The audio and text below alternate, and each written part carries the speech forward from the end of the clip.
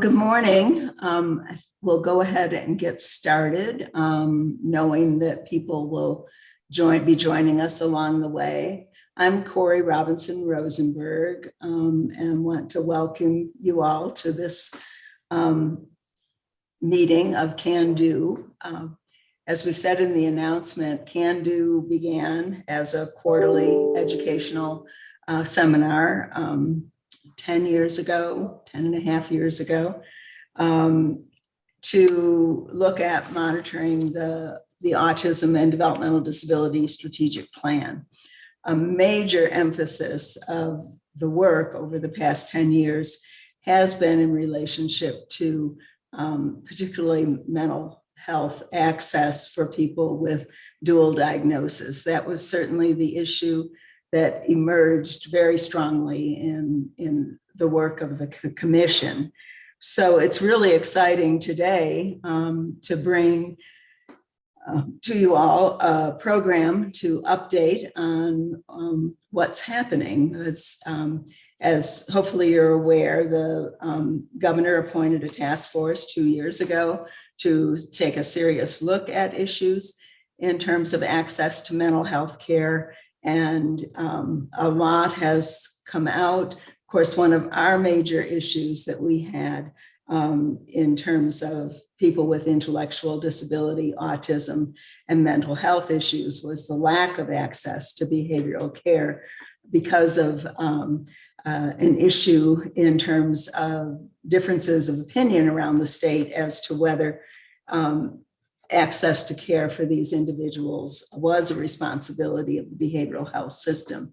The work that's gone on for the past 2 years has clearly come down on the side that no, everyone, all Coloradans, regardless of what's going on in terms of multiple diagnoses, should have access to behavioral care. So we're really excited today to be hearing about the progress in that work. And I think it's also something that our work that we've been doing isn't done. We're going to continue to have to maintain attention to the issue, but I think with what's transpiring, there's some new tools that will help us address this. So we're going to start off the meeting with hearing a legislative update. And Cristiano Sosa and Representative Young, Mary Young, are going to be addressing that. And then following that, Carol Meredith will be introducing the work of the Intellectual and Developmental Disability Task Force. So let me tell you a little bit about Cristiano, about Representative Young, and about Carol. Cristiano has been with the ARC of Colorado since 2017. Prior to joining the ARC, Cristiano was the Director of Capacity Building and Philanthropic Partnerships at the Denver Foundation, a position he held for 12 years. Prior to that, he was Executive Director of the Northern Colorado AIDS Project in Fort Collins, where he engaged extensively in public policy advocacy for men, women, and children living with HIV. Cristiano was a Colorado Trust Fellow and former Commissioner for the Denver Office of Strategic Partnerships. He has taught courses in wealth and philanthropy, resource development, and the student-oriented field experience in the Masters of Nonprofit Management program at Regis University. He currently serves as a board member at the Iliff School of Theology and is former president of the board of directors for Mikasa Resource Center, advancing the economic success of Latino families in Denver. And when Cristiano came on, he very quickly embraced the cause of dual diagnosis that the ARC had previously been such a critical player. So, and Representative Young represents House District 50, Greeley, Evans, and Garden City. She sits on the Public and Behavioral Health and Human Services Committee and is the vice chair of the Education Committee. As a school psychologist, earning her doctorate from University of Northern Colorado and special educator with a master's from Duke University, she has worked in public schools, working with students from preschool to age 21 with disabilities, with a special focus on behavioral health issues, brain injury, and autism. Representative Young's professional experiences have deeply shaped her focus on policy and her approach to legislation. Her personal experiences have also shaped her passion for advocating for these issues. Representative Young and her husband, Dave Young, became co-guardians of her sister-in-law, who is an individual with multiple co-occurring disorders. Representative Young is passionate about increasing access to behavioral and physical health care and other needed supports for all Coloradans, especially those in the disability community. And very pleased to introduce Carol Meredith. Been working with Carol throughout the Autism Commission, throughout our work on the gap analysis, and she's been absolutely critical to what's been happening. So Carol began working for the ARC, Arapahoe, and Douglas counties in 1998. Her focus centers around achieving equal rights and social justice for people with disabilities through systems advocacy at state and federal legislatures, county departments, and statewide public policy efforts. Most of this work is done in collaboration with other chapters of the ARC in Colorado, Parent to Parent of Colorado, Family Voices, Colorado Cross Disability Coalition, and many others. Carol currently serves on the Children's Disability Advisory Committee, Children's Steering Committee, and numerous other policy initiatives around the state, including the Behavioral Health Task Force. In 2019, Carol received the Outstanding Professional Achievement Award from the ARC of the United States. In 2016, Carol received the Heartfelt Award for Autism from Firefly Autism and the President's Award from the ARC Pikes Peak region. Her passion for the civil rights of individuals with disabilities derives from her experiences as a parent of a son affected by autism. So before I turn this over to Cristiano, I just want to remind folks to make sure you're on mute. If you can, put your name in, if it's not already there, on your Zoom. And any questions that you have, please put in the chat. We have two designated question and answer times after Michelle Craig's presentation, and again after the presentation on the Behavioral Health Task Force in the second half of the meeting. We will take a 10-minute break midway through, and with that, let me welcome Cristiano to start us off with a legislative update. He'll be joined by Representative Young. Thank you all for joining us and CANDO this Friday morning. It's so good to see so many faces here on the Zoom screen, and slowly as things begin to open back up. And I just want to thank everybody for their time and commitment and really contributing to this work over many, many years. So thank you. I'm going to go ahead and share the screen.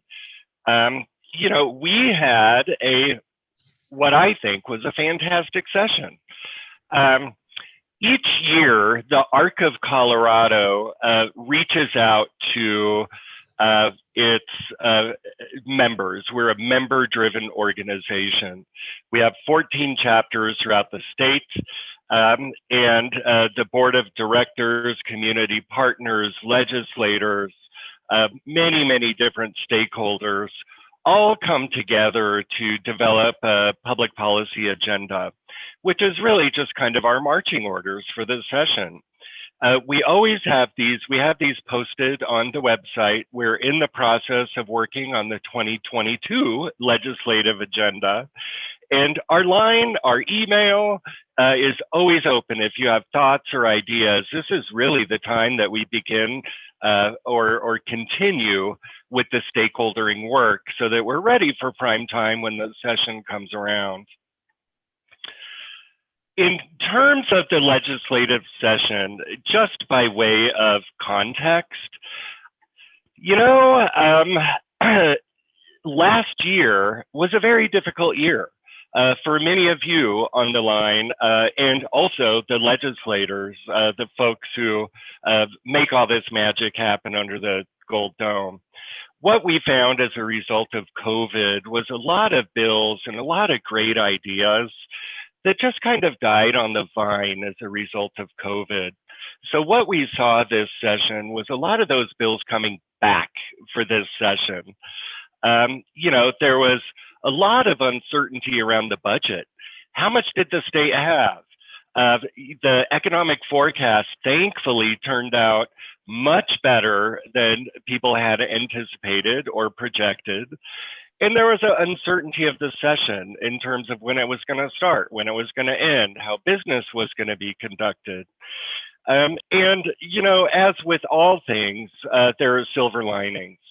And this session was certainly a silver lining in a lot of ways, which I'll get into.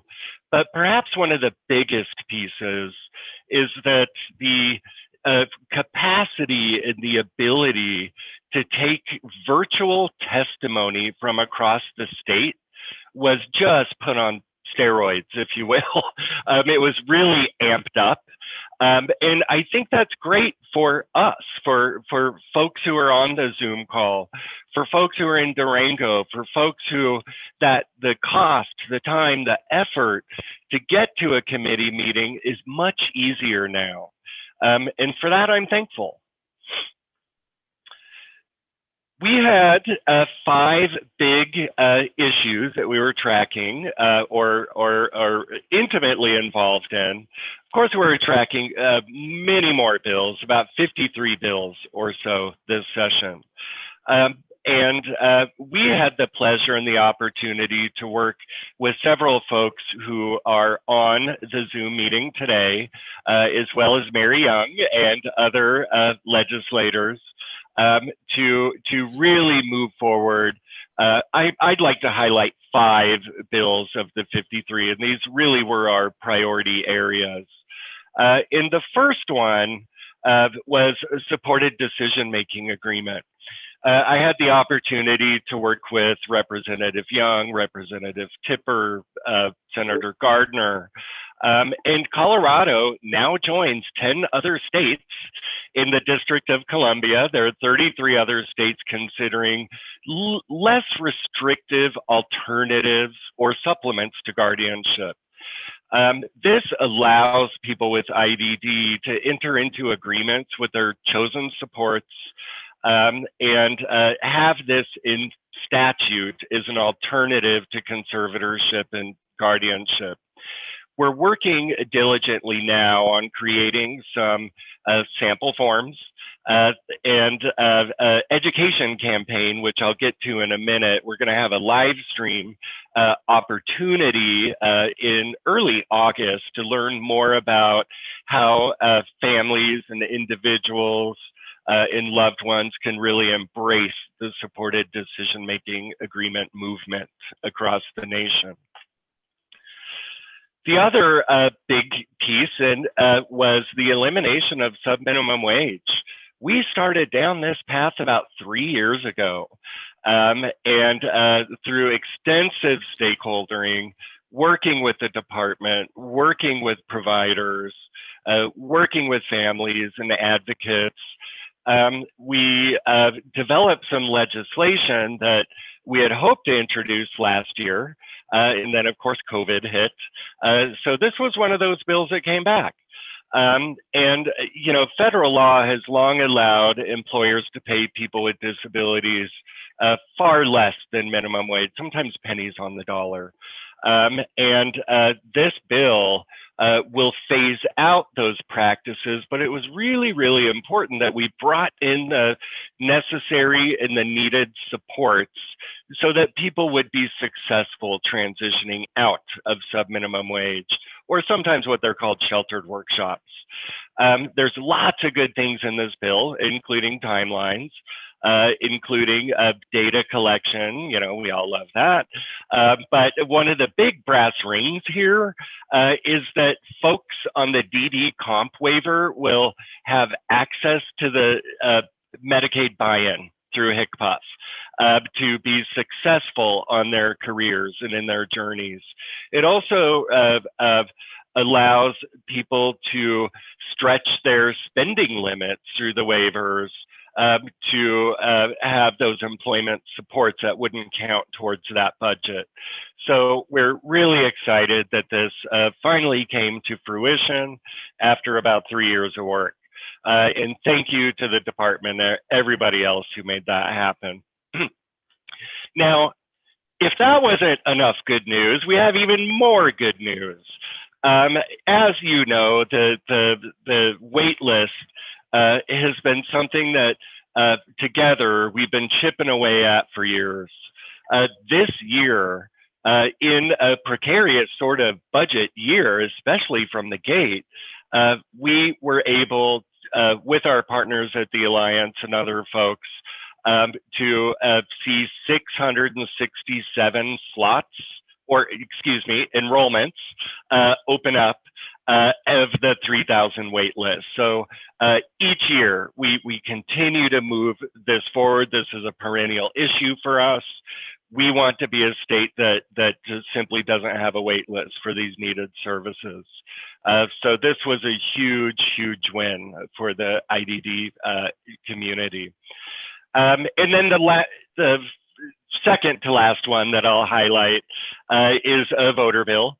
You know, in 2019, the legislator did some voter work and improvements in that, but we found that there was sort of a challenge in terms of folks who do want to vote from home because they had to print the ballot.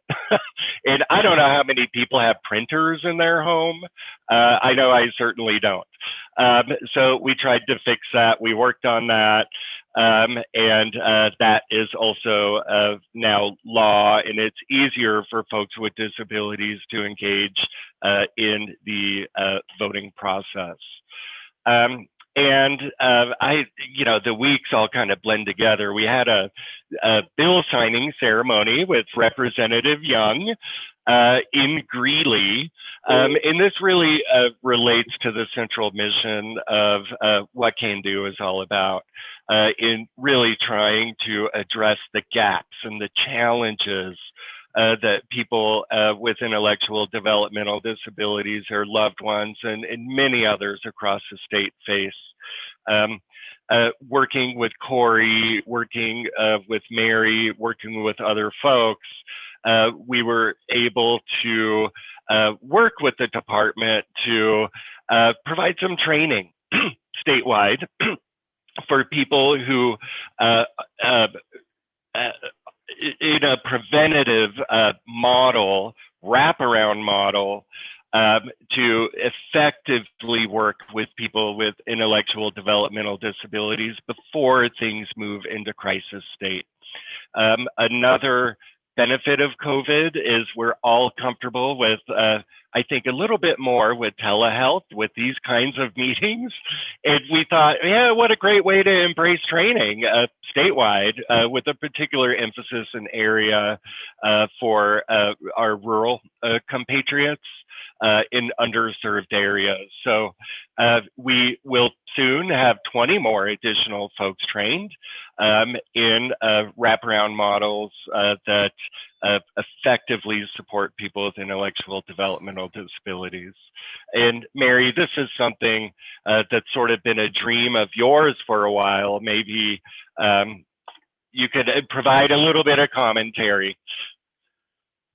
Well, thank you so much, Cristiano, for a great overview. And thank you all for this invitation to speak today at CANDO. On and off over the years, I've been able to attend these meetings. I've had a long-term relationship with the ARC of Colorado. Prior to being a legislator, I was on the state board and have all the way along been member of the ARC of Weld and on its committee. And so when I got into the legislature, as it's been said, behavioral health was a priority for me. And I knew about the original pilot that inspired this bill and really wanted to move forward because, as we know, this is a critical area of need. And the statewide behavioral health needs assessment, individuals with intellectual and developmental disabilities, which was commissioned by the Colorado Department of Human Services and was published in 2020, highlighted this as a need. And as Cristiano said, several bills went away during the pandemic, and this was a bill that wasn't able to move forward during the pandemic.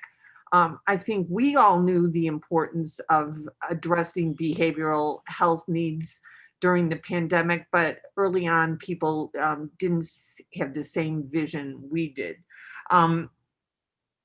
So we are very happy that this has moved forward. It is so essential in both my professional life and personal life.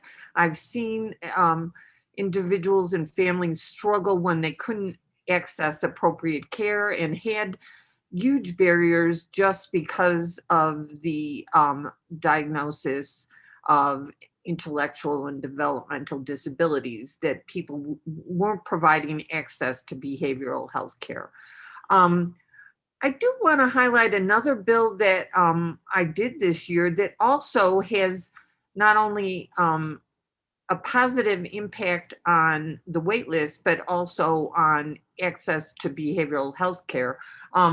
It's House Bill 211187, which is long-term services and supports for case management redesign, and it was HCPF's Healthcare Policy and Finance effort to finally address a conflict-free case management in the state, but they took it much farther and really have a redesign that is eliminating silos, which will increase the access to different waivers. Instead of having silos around waivers, people can access multiple waivers, which will increase access to the mental health waiver.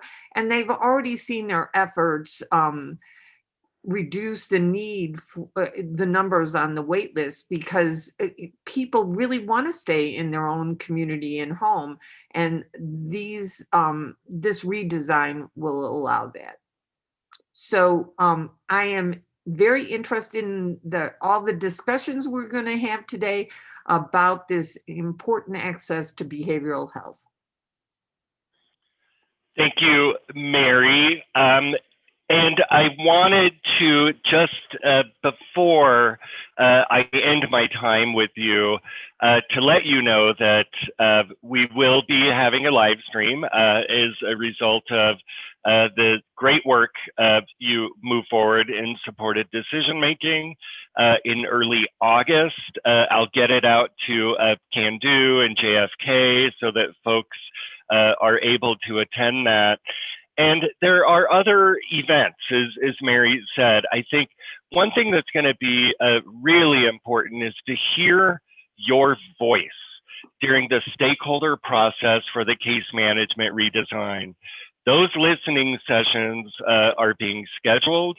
They're going to be happening in July. They're going to be happening throughout the summer and into the fall. And this is a real opportunity to be on the ground floor in the design of the great bill that Mary was talking about. More to come there.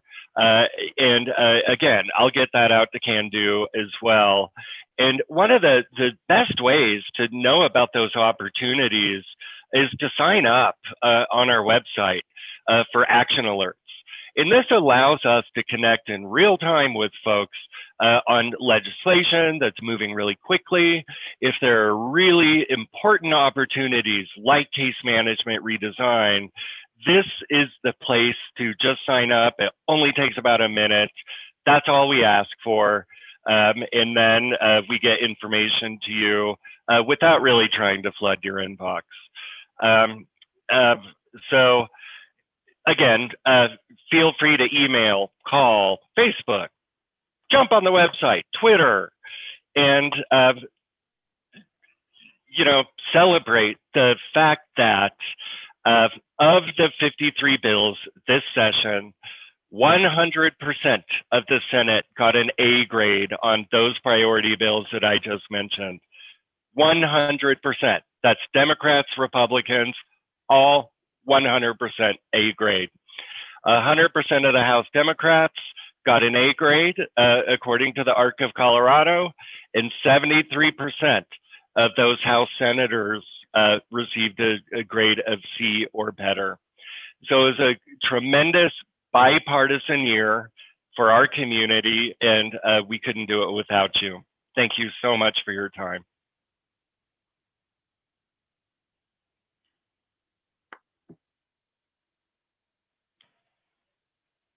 Wow, thanks, Cristiano. So this is Carol Meredith.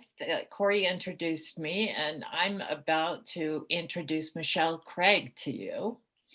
But I wanted to talk for just a second about the work that we did, the stakeholders did on the Behavioral Health Task Force over the last couple of years. So going into this work, we knew that people with intellectual and developmental disabilities were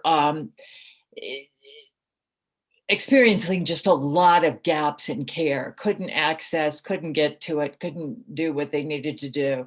We tried to do a small IDD separate committee through the task force, and pretty quickly realized that that wasn't going to be enough. And so Summer and the folks at that were running the whole task force created a co-occurring disabilities committee, because we heard from so many people with other kinds of disabilities, not just intellectual or developmental disabilities, but other kinds of disabilities, that access to mental health care was also extremely difficult for them. So Michelle's going to present on the work that we did. So let me introduce her. Michelle Craig is the Complex and Supportive Services Section Manager in the Office of Community Living at the Colorado Department of Healthcare Policy and Financing. So she's with the state Medicaid agency. This section is responsible for the development of services and policies for individuals with disabilities and complex behavioral and/or medical support needs, policy and oversight of nursing facilities, PACE, state-operated regional centers, and intermediate care facilities for individuals with intellectual and developmental disabilities.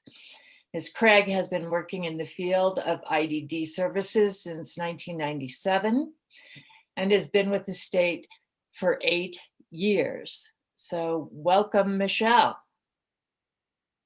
Thank you, Carol. Good morning, everyone. Thanks for having me today. Very excited to be here to talk with you about the great work that was done by the Co-occurring Disability and Behavioral Work Group and Steering Committee. So as I move to share my screen to share the presentation, I would like to take a moment to thank everybody for their great work. We had a steering committee that really guided this work.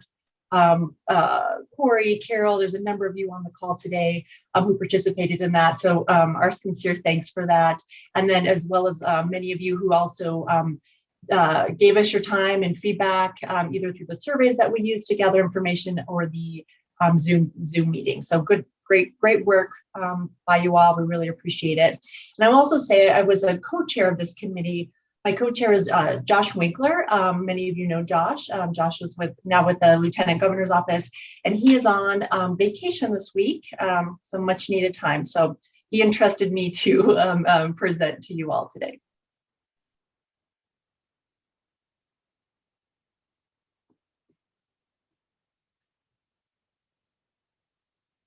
Okay, quick check. Does everybody see the presentation? Okay, good. And we're gonna have 2 screens. So quick, just wanted to go over quickly the background. Carol, thank you. You did a nice job of covering that really that this work group stemmed out of the need that was recognized by the work of the Behavioral Task Force to say, hey, we heard a little bit about what people's needs are with disabilities in terms of behavioral health support needs, but we didn't hear enough. So let's reconvene some folks and really get some more information and develop some recommendations out of that work group to help us in our implementation of behavioral health reform. And then, as Carol mentioned, we did expand the focus because there is a great need, and a lot of people with intellectual and developmental disabilities in particular have really experienced a lack of access to behavioral health services.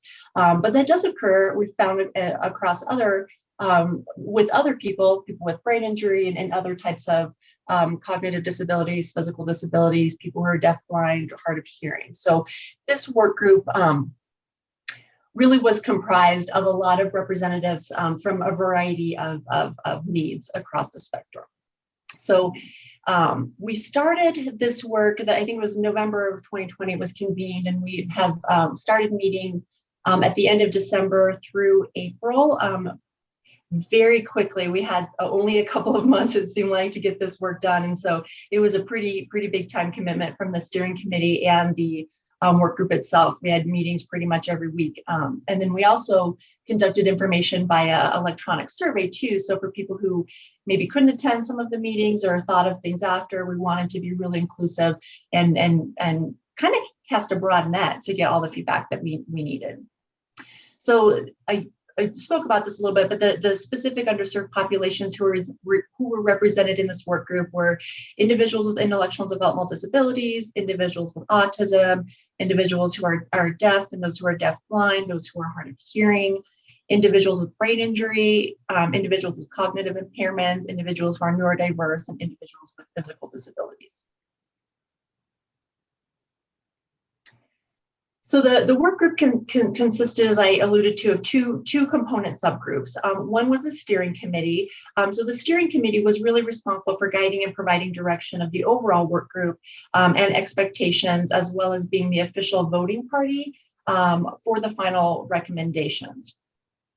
And then we had the overall public work group, which was widely open to anybody who wanted to participate. And in both of these groups, we really did have a broad representation of people with lived experience, people, advocacy community, people from various state departments, counties, and professionals as well. So it was really good participation. So we've as Carol and some other people have said earlier in the presentation, we've had reports and studies and work being done on this topic for years and years and years, 20 years, more than that. And so we wanted, as we approached this work, knowing that we had a very quick timeline, we wanted to have some framework to it so that we knew we could kind of, sorry, my brain just stopped there for a second.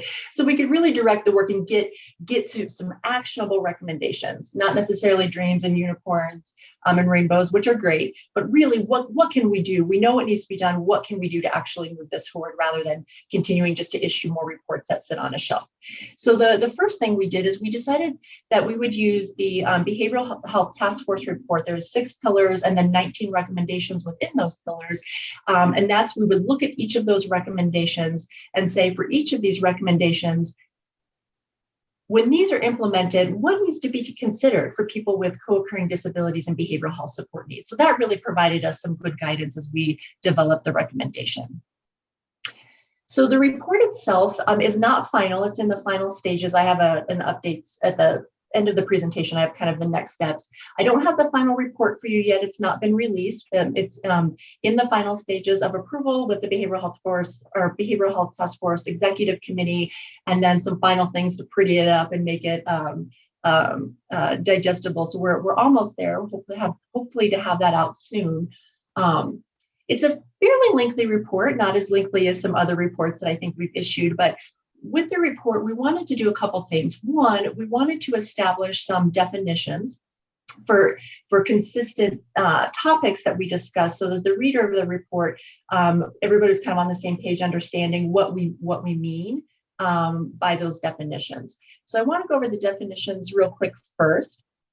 So we developed a definition of what co-occurring disabilities meant, and this is basically individuals with disabilities in addition to behavior support needs, auxiliary services, which is the provision of sign language interpreting and communication access, real-time translation, and other effective methods of making spoken or written information available to people who are deaf, hard of hearing, or deafblind. Primary diagnosis driving care. A lot of you may have heard this as diagnostic overshadowing and some other things, but really this is the issue of someone's primary diagnosis resulting in their behavioral health needs being minimized, dismissed, or not the diagnosis used for insurance billing. So most of you on this call are probably familiar with these situations. It could be a person, I'll use an example, with intellectual and developmental disabilities, co-occurring behavioral health needs, but then they're not able to access that behavioral health support because whatever's going on for them gets attributed somewhere along the line to the intellectual and developmental disability, and then limiting their access to behavioral health services.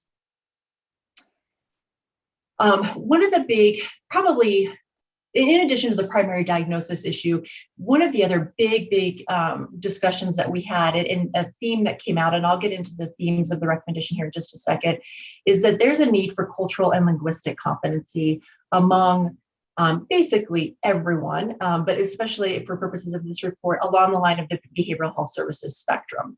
So we came up with, we got a lot of input from people on what this meant, what this means to people, and developed a definition of what we feel for purposes of the report. When we say we need cultural and linguistic competency across the behavioral health system, this is what we need. So essentially, this is that services and systems, service systems and service providers need to have the knowledge and ability to interact with, support, provide services, and or adapt their approach based on an individual's specific needs. So really at the heart of this is taking what are, we have a common understanding of cultural and linguistic competency. This is adding to that some specific needs related to people with disabilities. And the probably underlying factor here is really developing the awareness, knowledge, acceptance, and understanding by service systems and service providers that people with disabilities can and do have behavioral support needs and the right to have those needs met. So quickly, in the definition, we wanted to say what are some important pieces of that competency as that's developed with providers and service systems. So it's essentially that service systems and providers need to have policies, practices, standards of care, establishing that individuals with disabilities have the right to behavioral health services regardless of their disability. There's an identification of where policies, practices, technologies, meetings, applications, physical environments can be modified to ensure accessibility or accommodation, modification of policies, practices, technologies, meetings, physical environments to make sure that they're accessible with people, the widespread availability and usage of communications technology, proficiency in languages, including American Sign Language. And then we included some components of when training is provided with cultural and linguistic competency, that it needs to take into consideration people who are deaf, hard of hearing, or deafblind, not responding to oral commands. We did hear some very strong feedback by people with lived experience that especially during the pandemic, not having that communications technology and having a behavioral health crisis in the middle of that really left people out, really put them in a place where they could not access the services and supports they needed. Also, considerations that people with physical disabilities may be unable to move in the manner requested. That gets to training, maybe specifically for crisis responders, saying, if they may not be able to follow commands or direction to do something physically because of a physical disability. And so there needs to be some components to training that includes an understanding of that. Include that there are other neurodiversity needs, such as autism without cognitive impairment, components for supporting people with intellectual and developmental disabilities, people with brain injuries, and people with multiple disabilities. Wanted to define communication technology, because I'll get to that in a second in the theme about what needs to happen. But this really means that a variety of communication methods, including policies and procedures, as well as staff training on the proper use of technology that enable and ensure communication between individuals with disabilities and their service systems and service providers, need to include, but not limited to, closed captioning, communication resources and tools such as video phone, amplified and captioned phones, smartphones, tablets, and other devices. And then also augmentative and alternative communication devices. And we also developed what we think is probably something a little bit new that was brought to us by some people who are already using this in parts of the state, is this concept of hot handoffs. I think most of us have probably heard about warm handoffs, but hot handoffs is really taking it to the next level. And this is essentially a process that all service systems and service providers utilize when referring an individual between systems and services. And so rather than just providing the individual with contact information or directions, or maybe making an initial phone call, the onus of making that referral really falls to the person making that referral to walk with, figuratively or literally, depending on where we are, but walk with that person to the next service system or service provider that they're being referred to until a point that it's ensured that that person is accessing that next service system or provider to their satisfaction. And then, of course, if they choose not to follow through with the referral, that's their choice as well. So then moving on to the themes, I don't have off the top of my head the exact number of the recommendations that are actually going to be in the report, but there are quite a few. But as we developed the recommendations, listening to stakeholder feedback, it became really clear right away that there are some really key themes. And so there's a lot of times similar recommendations made under each pillar. So we pulled those out and wanted to say, hey, these are sort of like our most important recommendations. They're all important, but here's kind of our most important. Here are the themes. And also here's some either areas where there's already initiatives in progress in various areas to improve this, or where these are places we could really start moving on quickly. So the first theme is that cultural and linguistic competency training must occur on an ongoing basis across the behavioral health system and other systems that interface with individuals with co-occurring disabilities. There needs to be communication technology access with funding and training implemented across all service systems and service provider types. Then probably, again, I alluded to this earlier, one of the biggest themes is the primary diagnosis issue. And so for this slide, this actually, I think has, I don't know if I have 2 slides for this or not, but really the lack of a primary mental health diagnosis being cited as a basis for denying behavioral services must end. And this, and Corey and Carol and many others on this phone can really speak to this and really been trying to address this for years and years and years. There's multiple reports going back 20 years addressing this issue, that a lot of that, almost a majority of the time, this really can impact people and prevent them from getting behavioral services, because the symptoms or whatever the person is needing kind of gets bounced between, oh no, that's because of the developmental disability or brain injury. And so then we don't get the behavioral health services met. So the report will have an appendix that references all these reports that have been generated over the years, because we really felt that was important to bolster it and really drive the point home that this is an issue, and it's been an issue, and it needs to be addressed. So those reports will be cited. But for this theme, it was so important, we wanted to actually cite the various reports in the actual theme. So we reference, I still have the typo here, Corey, and I apologize.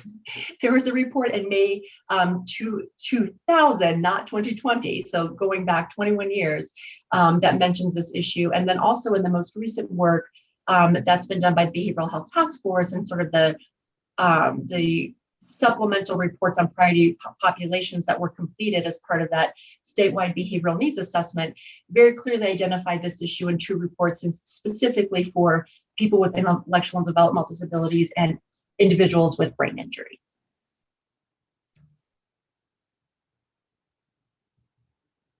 Okay, a couple more themes to mention to you. We heard pretty loud and clear that an entity must be established that is accountable for ensuring disability-specific accommodation and modifications are made upon request. We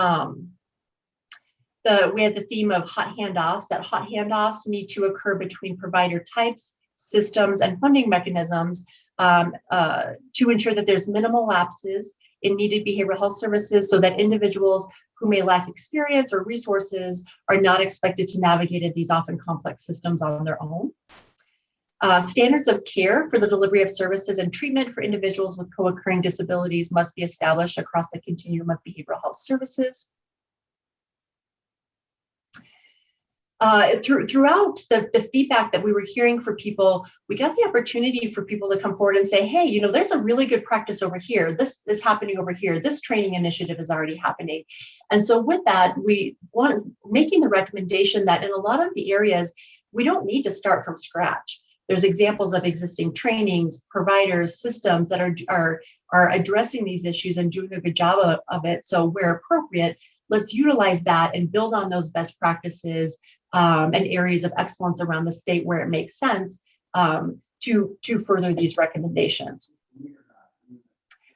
Systems and providers must reduce the number of times individuals and families have to provide the same information to enhance in the delivery of services and treatment.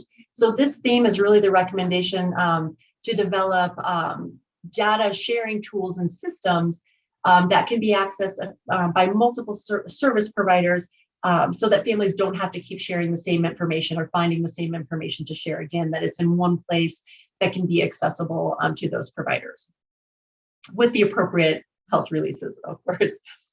And then the last one is the idea that the funding systems can be very complicated and often get in the way of people receiving services in terms of who pays for what, when do they pay. And so the recommendation that really needs to be looked at. I will say that it's often referred to as the pay and chase model, which I know a lot of people would like to see. I'm not sure if that's ever a place that we'll actually get to, but it's very much an issue. And we are looking at that recommendation to say,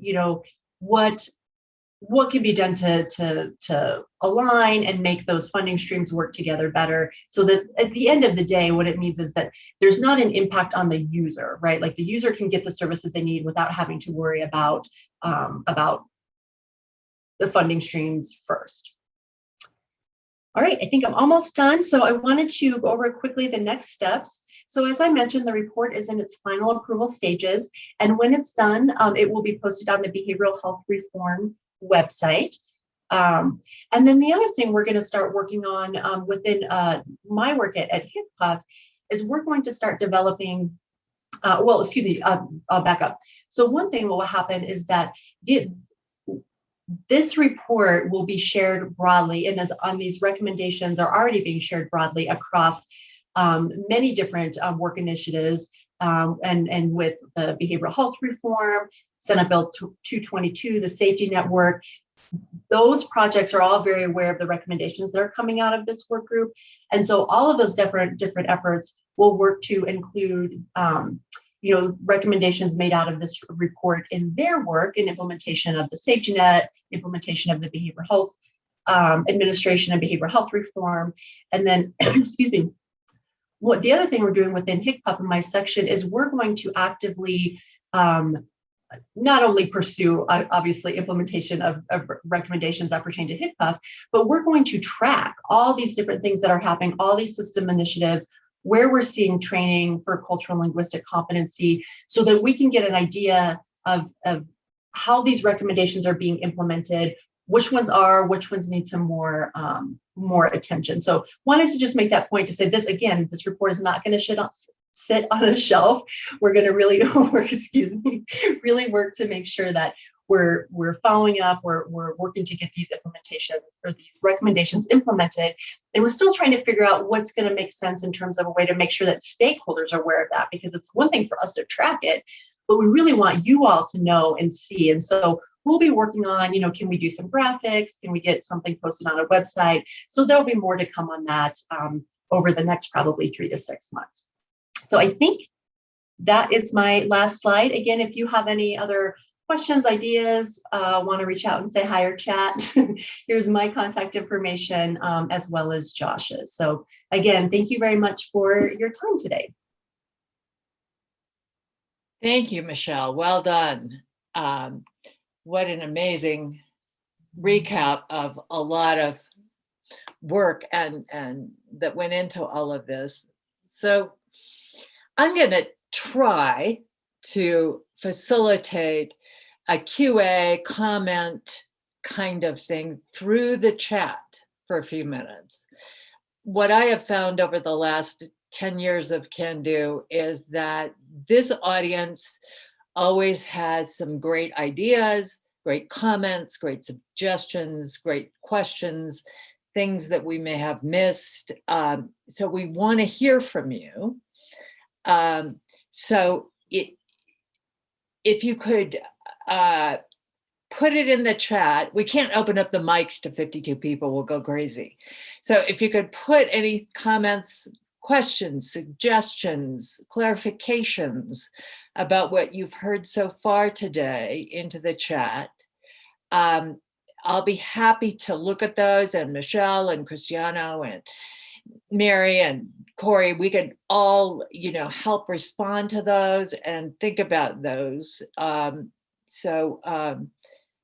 Think about unintended consequences too. Those are always things we worry about as we make these big policy changes. If we do all this, what could be some of the unintended consequences? What kinds of things do we want to look out for? So I'm not seeing anybody typing. Here we go. Here we go. Okay. Is chase and pay the same concept as money follows the person? I would say not exactly. Anybody else want to take that? I know pay and chase is something that a group of families came up with, in 2004 as a way to simplify the system. And the concept of pay and chase is that people were waiting an inordinate amount of time to access a service that they needed because we were trying to figure out who was going to pay for it. So the idea of pay and chase is to have some sort of mechanism throughout state government where the government entity could pay for a medically necessary service and then go chase, so that you would have experts chasing the funding stream. So that might be, Blue Cross Blue Shield, that might be Medicaid, that might be, a managed care entity, that might be a local OBH kind of state-only funding stream. It's crazily complicated, and for an individual or a family who's experiencing a behavioral health need, it's like, oh my gosh, I could spend all day doing this, and I have to take care of myself or my family members. Is anybody else have a quick comment on that?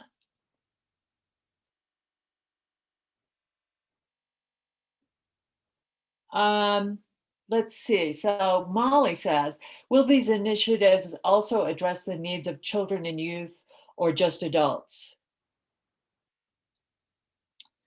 Michelle, you want to? Yeah, I can address that. No, the idea is that it does address both children and youth, children, youth, and adults.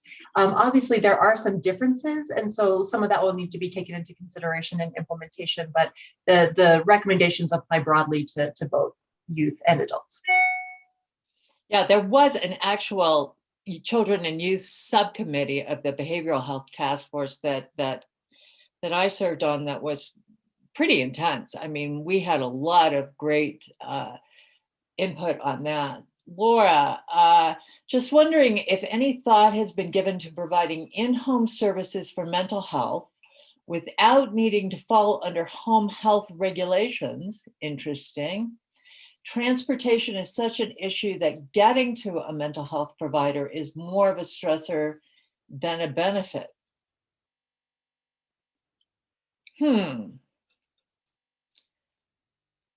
That's a good one, Laura. These are the kinds of things that I was hoping this group would come up with. So yeah, home health regulations can end up impeding and don't often apply to a lot of mental health treatments, or am I wrong about that? Does anybody know, team? Carol, if I can chime in real quick, this is Brian Talent. Yeah, Brian, go. I think that the pandemic, one of the silver linings of the pandemic is that obviously the behavioral health providers are a lot more adept at doing telehealth. So when we're talking about a behavioral health provider, there's several different types. One being psychiatry. I think that, speaking from the community mental health center perspective, is that we're really at a place now where we are doing telehealth for families that works better for them. And we're doing in-person appointments for families that works better for. So that's going to be client driven moving forward. And for therapy, psychotherapy, it's the same way. We're going to be client driven as far as whether we do that in person or we do it via telehealth. And I think that probably for the most part, ABA services, I think that most providers are already set up to be to operate in the home, because that's really the core of that behavioral health service. Being in person and assessing the environment is the most important aspect of that service. So I think that things are going to be better moving forward, and we are really not going to rely on transportation of getting people into an office in order to be seen for behavioral health. So I hope that addresses the question. But yeah, I think that's going to be better moving forward after the pandemic. Hi, Carol. This is Joelle Bruner from the Colorado Developmental Disabilities Council. Hey, Joelle. Hi, nice to see you this morning, and thanks so much for everything you've done over the years for CANDO and on this important issue. In the chat, I mentioned potential unintended consequences with relation to Olmstead implementation. And data indicate that when people are placed in more restrictive settings, which can sometimes happen when behavioral health intersects with IDD, that it can be hard for them to find an appropriate, less restrictive setting after they get their needs met. And so I wonder if you can please explain to me how your advocacy has committed to Olmstead implementation, and if it hasn't, who is represented, who is raising that concern. Thank you. Thank you, Joelle. Anybody want to take that response? I mean. Oh, Carol. Yeah, Corey. I think Rep. Young wants to speak to it. Oh, great.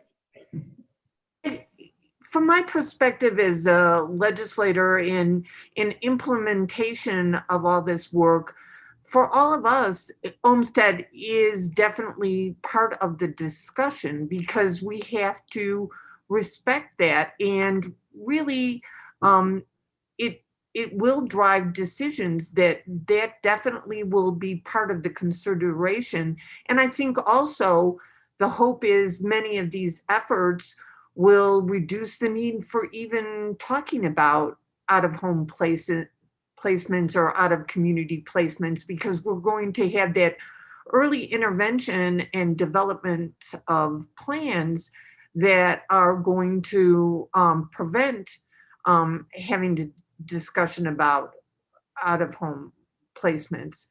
I also wanted to touch base on the issue of chase and pay.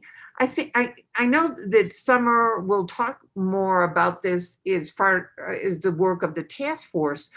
Definitely, one of the primary focuses of the task force is to provide care coordination that will really put in the hands of a case manager this finding payment and really taking out of the hands of the individual or family having to chase these things.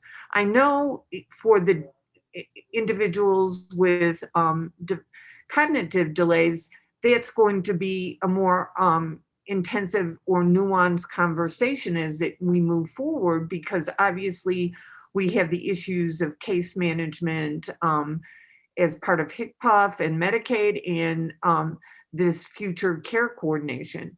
So that will be an ongoing discussion. And as Cristiano said earlier, it's important for all of you to continue to be part of those stakeholding conversations. And that is one of the exciting things about the Behavioral Health Task Force and Case Management Redesign. They are both continuing to having stakeholding conversations. Anybody else on the Olmsted issue?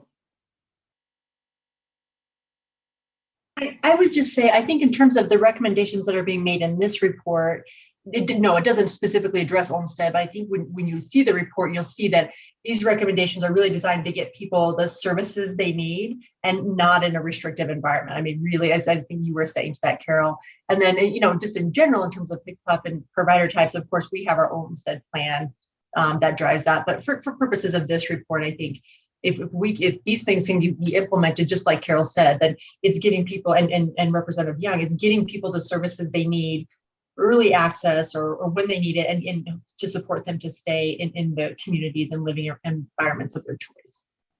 I really appreciate this information and especially the intention behind the early intervention and making sure that people get what they need in a home-based setting to the greatest extent possible.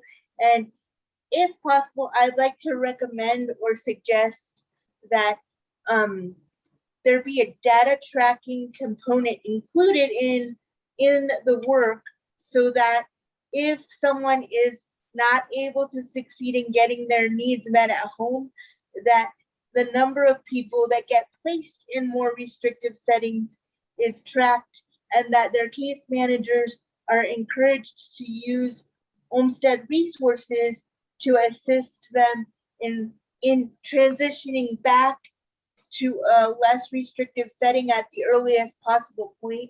And I think that doing that from the time of implementation will position Colorado well. Thank you. Thank you, Joelle. So Corey brought up what resources exist to support the development of culturally and linguistically competent workforce for people with IDD. Michelle touched on that a little bit, that HCPF's going to be tracking that. Brian, I know you're doing some of that work. Yeah, I mean, when we ask about resources, resources being trainers and content and providers, that's one side of the equation. The other side of the equation, in terms of resources, is funding and those training opportunities. And so I think that there's, I think that we have some expertise within the state of Colorado. I think that we have links to and relationships with resources outside of Colorado that have the curriculum and content and have the know-how to be able to provide that kind of training. It's just my experience has been that over the last several years, there's been very few opportunities for that funding to be provided in any sort of formal and systemic way. Recently, the Office of Behavioral Health put together a dual diagnosis 101 training that basically has had like 2 different sessions so far. We put in the effort to create those materials, which I think are really high quality. We just have to take the next step and make sure that there's that those have been short-term grant funded projects. And so there's good things that are happening in small areas, but I think that we really need to take a look at the state has good content and has good materials. We just need to focus now on dissemination. And I think we also need to take a look at out-of-state resources or experts that have this content as well, and find ways in order for us to disseminate that and do it systemically and ongoing instead of just sporadically and grant funded related.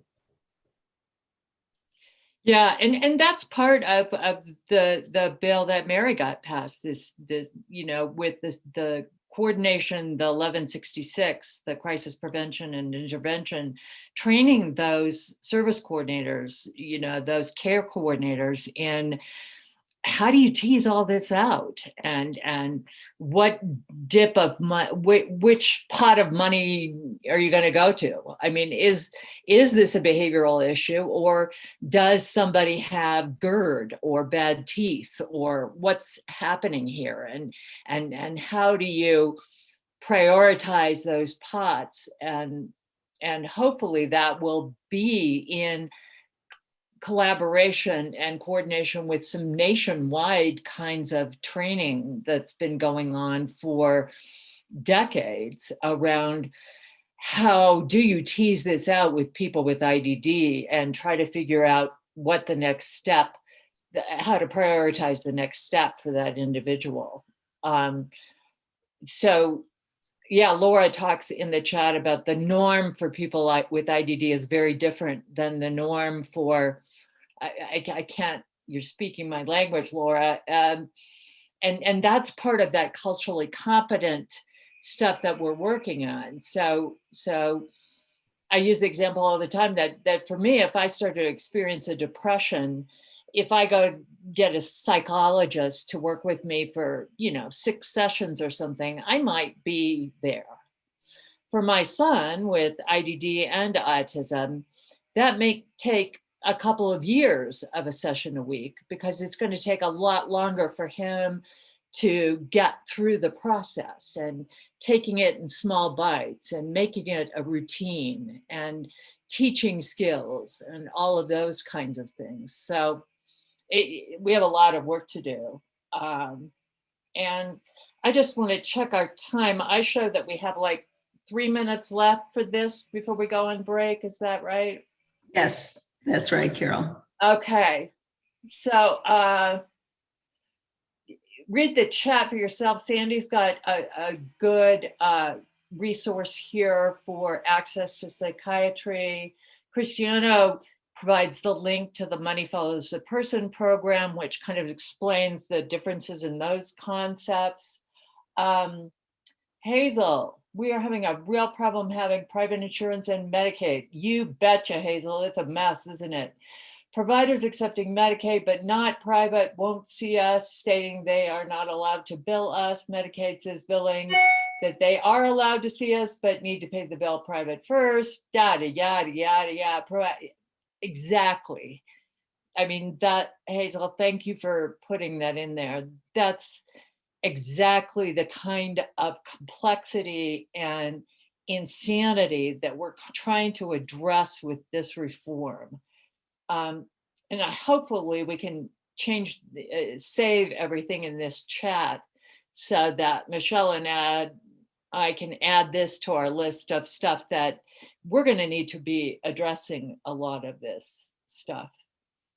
Yeah, reached out to regional agency and they're in clear them as well. Absolutely, Hazel. That's exactly how we're all doing this craziness, and it needs to stop. Resources and training. Laura says it's essential. Yeah, the actual voices of people impacted.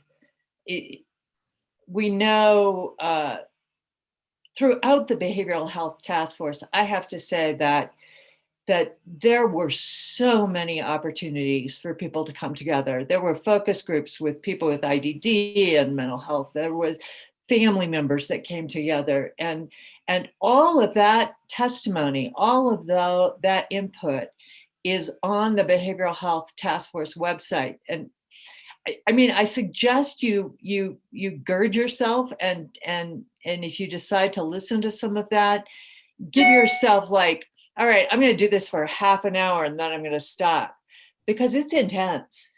It's very intense. And for those of us who listen to it in the committee hearings, it was highly impactful. So it's very much about hearing from the individual of how difficult this has been and continues to be for people.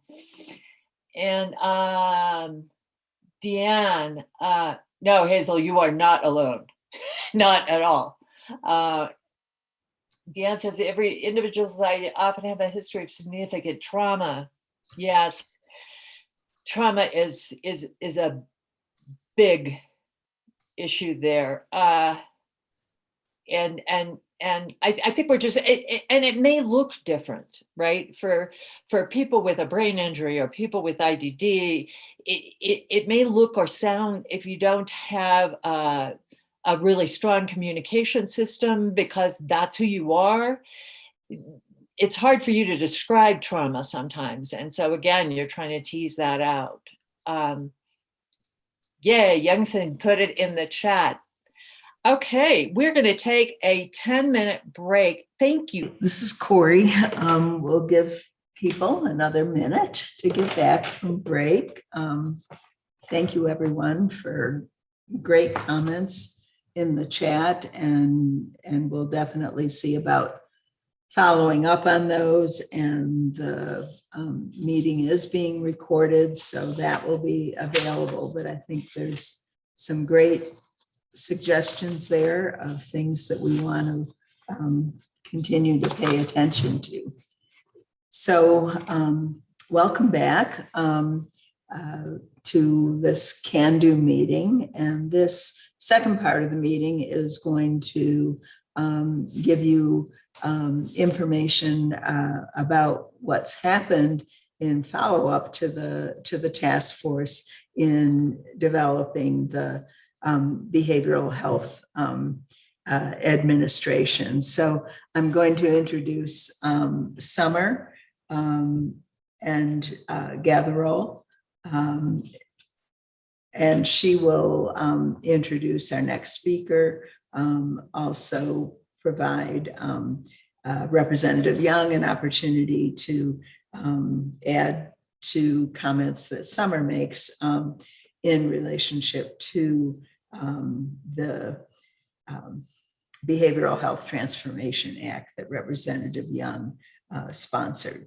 So Summer Gather-Cole is the Senior Advisor for Behavioral Health Transformation at the Colorado Department of Human Services. Summer is passionate about behavioral health and the opportunity to engage the larger community to improve the system in Colorado, facilitating last year's steering committee that recommended improvements to Colorado's crisis system, increased the depth of her understanding of the complexities of the behavioral health system and the breadth of its stakeholders. She served as the first project manager for the Colorado Health Access Fund, which increases access to behavioral care across the state.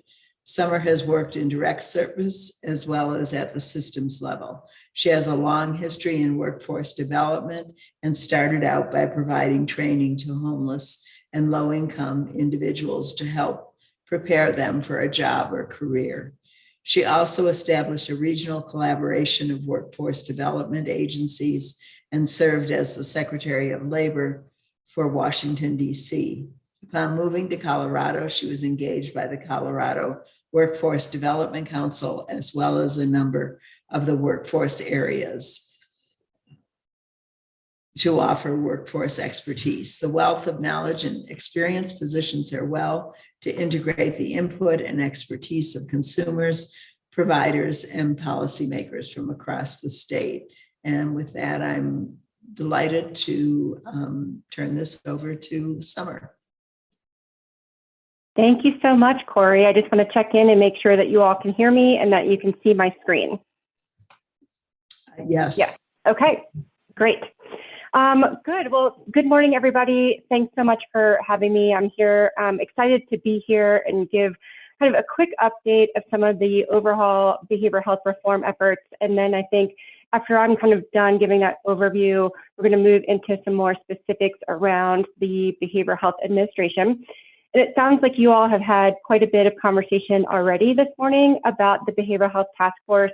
I just want to remind everybody that when Governor Polis established the task force in the spring of 2019, one of the things that the task force did right away was identify the vision for the Behavioral Health Task Force. So that's here what you see on that screen in terms of the continuum of behavioral health services that is comprehensive, equitable, and effective.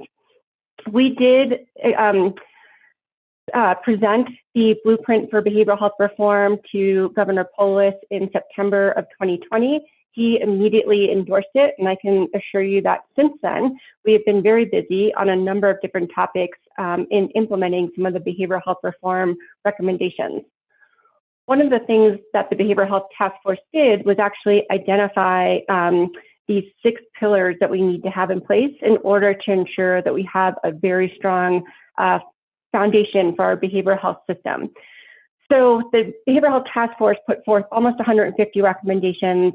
They voted and prioritized on those recommendations, and there were about 19 recommendations that really kind of rose to the top. So there's some things that we're working on now that include those 19 recommendations. Some of those 19 recommendations will be done next in phase 2, which we're on rolling phases.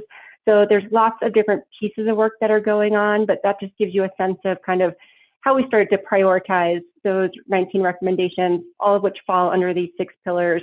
Once we get farther into phase 2 and finish up some of those 19 recommendations, we'll continue to look at the rest of the 130 recommendations and look at what do we, given our current environment and where we are, what do we need to be implementing next? And a lot of that will fall to the Behavioral Health Administration. So we definitely anticipate that the BHA will pick up kind of where the task force left off and where we are with recommendations and really own those recommendations to ensure that they're being implemented. So now we're going to talk about the Behavioral Health Administration. One of the things I wanted to just share is kind of why we even came up with this idea of a Behavioral Health Administration. So part of the work that the task force did was to conduct a financial analysis. It was pretty high level, but really looked at what are all of the behavioral health programs that we have across the state of Colorado at the state agency level. And at that time, we found over 75 programs across at least 10 or 11 different agencies. So what we found is that we have a very convoluted system because in doing that research, we found that every state agency defines data differently, collects different data differently, has different reporting requirements. And what that means for providers is that providers are spending a tremendous amount of time filling out paperwork, doing all of the administrative duties that are required, and that's taking them away from patient care. And that's not what we want to have happen. Also, because we have so many different programs across those state agency levels, we're not necessarily making or using our resources as efficiently as we could be.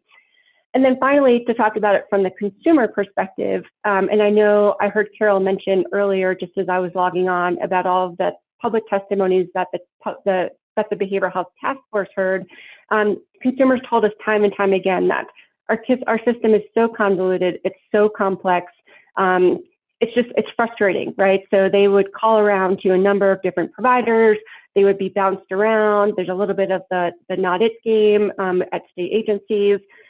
So a lot of consumers just said, listen, like I got too frustrated. I stopped looking for help. And again, that's not the kind of system that we want to have in behavioral health in Colorado. We want to make sure that people have easy, streamlined access to services. And a lot of the recommendations that came out in the work of the Behavioral Health Task Force is really focused on doing just that. So in terms of kind of what we looked at as priorities for coming out of the Behavioral Health Task Force, One, of course, was to create a behavioral health administration, again, which we will tell you a lot more detail about here in the next couple of minutes. We also wanted to make sure that we conducted a statutory review because we know that by establishing the Behavioral Health Administration, there are a lot of different pieces of legislation that will be impacted by the BHA. And we want to identify new funding sources. So how can we, and we kind of think about this in two different ways, one of which is how can we better leverage some of the federal dollars that are coming into the state? And then separately, if there are kind of those non-traditional behavioral health dollars that might be coming into the state, how could we redirect them? So because of my background around workforce development, I share a lot that, the state of Colorado gets money from the U.S. Department of Labor to provide training and education to Coloradans. I think about it as, are there opportunities to redirect some of those funds to focus on educating and training behavioral health professionals so that we can increase our workforce? So it's a little bit of how we're thinking about some of that work. And of course, we're really looking at how do we expand and increase telebehavioral health services.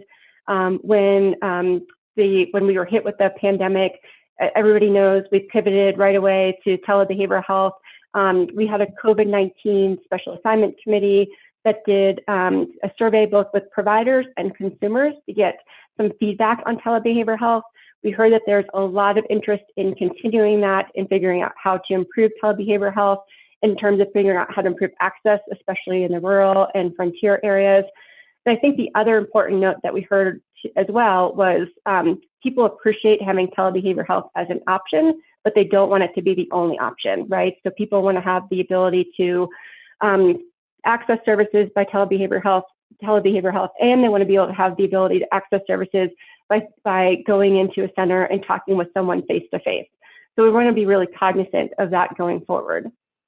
In addition to that work, there are a number of other things that have been happening during this phase, part of which I know you heard earlier, Michelle Craig talked a little bit about the co-occurring Disabilities Behavioral Health Work Group. Again, all of those recommendations that are coming out of that work group will be integrated into our larger work plan for behavioral health reform across the state. We also have next week a plan due per Senate Bill 19222. This is a plan to expand the safety net across the state of Colorado. So we'll also be looking at that plan and figuring out how to integrate that work into our larger behavioral health reform efforts. Medicaid is looking at rates of reimbursement and looking at options for us to explore. I think we've got some more flexibility now with some of the ARPA dollars that are coming in. And then finally, addressing the workforce shortage. So again, this is, as Corey shared with you some of my background, this is an area I'm really passionate about. We heard a lot during the work of the Behavioral Health Task Force around how do we address the workforce shortage, and that we talked about it in kind of two different ways. One of which is how do we just increase our behavioral health workforce, from everything from peer support specialists to psychiatrists and everything in between. How do we just make sure we have more of those behavioral health professionals? We also talked about increasing and improving the cultural competency of our behavioral health professionals. We heard from a lot of people in their public testimonies who said, I couldn't find a provider who looked like me, who could communicate with me, who was from my community. So we know that we have a lot of work to do around kind of cultural competency in our workforce. We also heard a lot about that from the co-occurring Disability Behavioral Health Work Group. Super excited that as part of Senate Bill 137 that was passed this year, we did get about $18 million for workforce development funds, which will help us to implement a online learning management system to kind of address a lot of those different training issues and cultural competency. And so we're excited about moving forward with some of that. We've actually had a workforce development work group that's been meeting since March and has already started to put together some additional recommendations for consideration. There's a lot of different pieces of work that are happening. The last thing I'll just share with you before we kind of move over to talking in more detail about the Behavioral Health Administration is just kind of key items that we had outlined for phase 2.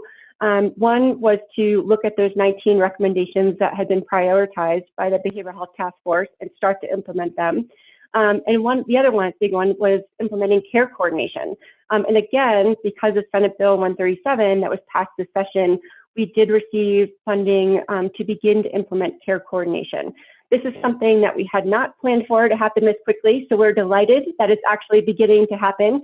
A couple of pieces of information that I'll share that I think are important around care coordination are two things. One, you're going to hear from HMA later today, right after me, around the Behavioral Health Administration.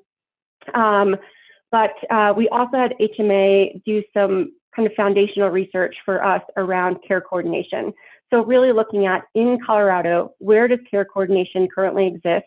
What do those programs look like? You know, what can we learn from some of their outcomes and some of the work that we're doing? So we're excited to be able to have some of that foundational research. And in addition to that, we actually had another contractor that we've been working with for the past 6 months work with people with lived experience from across the state to help us kind of begin to think about some initial design elements for care coordination. So again, this was way before we thought even care coordination funding would be an option. We wanted to start getting some initial input. So in the blueprint, there was a definition for marginalized populations. In the needs assessment that HMA did for the Office of Behavioral Health last year, there's also priority populations. So our contractor worked with different community-based organizations across the state to identify people with lived experience within those priority populations. We had a statewide summit where we brought everyone together and started to talk about care coordination and what it would mean and what those success measures might look like. And then we had regional sessions where we really started to dive into the details of, from the viewpoint of someone with lived experience, what does care coordination mean for them? What step-by-step do they want their experience to look like? So we expect that report to come out probably in the next 2 to 3 weeks. We're super excited about it. Again, it just gives us some foundational research for us to work from going forward. But I know we're all here today to talk more about the Behavioral Health Administration. So let's go ahead and do that. Before we kind of jump into the specifics with Health Management Associates, I do want to kind of go back to one of the most important people who's been part of this whole process, Representative Young. We are so thankful to have had her as a sponsor for the legislation that passed this past session. Representative Young came to so many of our behavioral health task force meetings and our subcommittee meetings, and someone who's just so truly passionate about this subject. And I've just been really honored to have the opportunity to work alongside Representative Young to really make sure that we are reforming our behavioral health system in Colorado. So I know that you heard from her earlier today, but Rep. Young, I want to just turn over to you and see if there's any comments that you want to share specific to the Behavioral Health Administration. Thank you so much, Summer.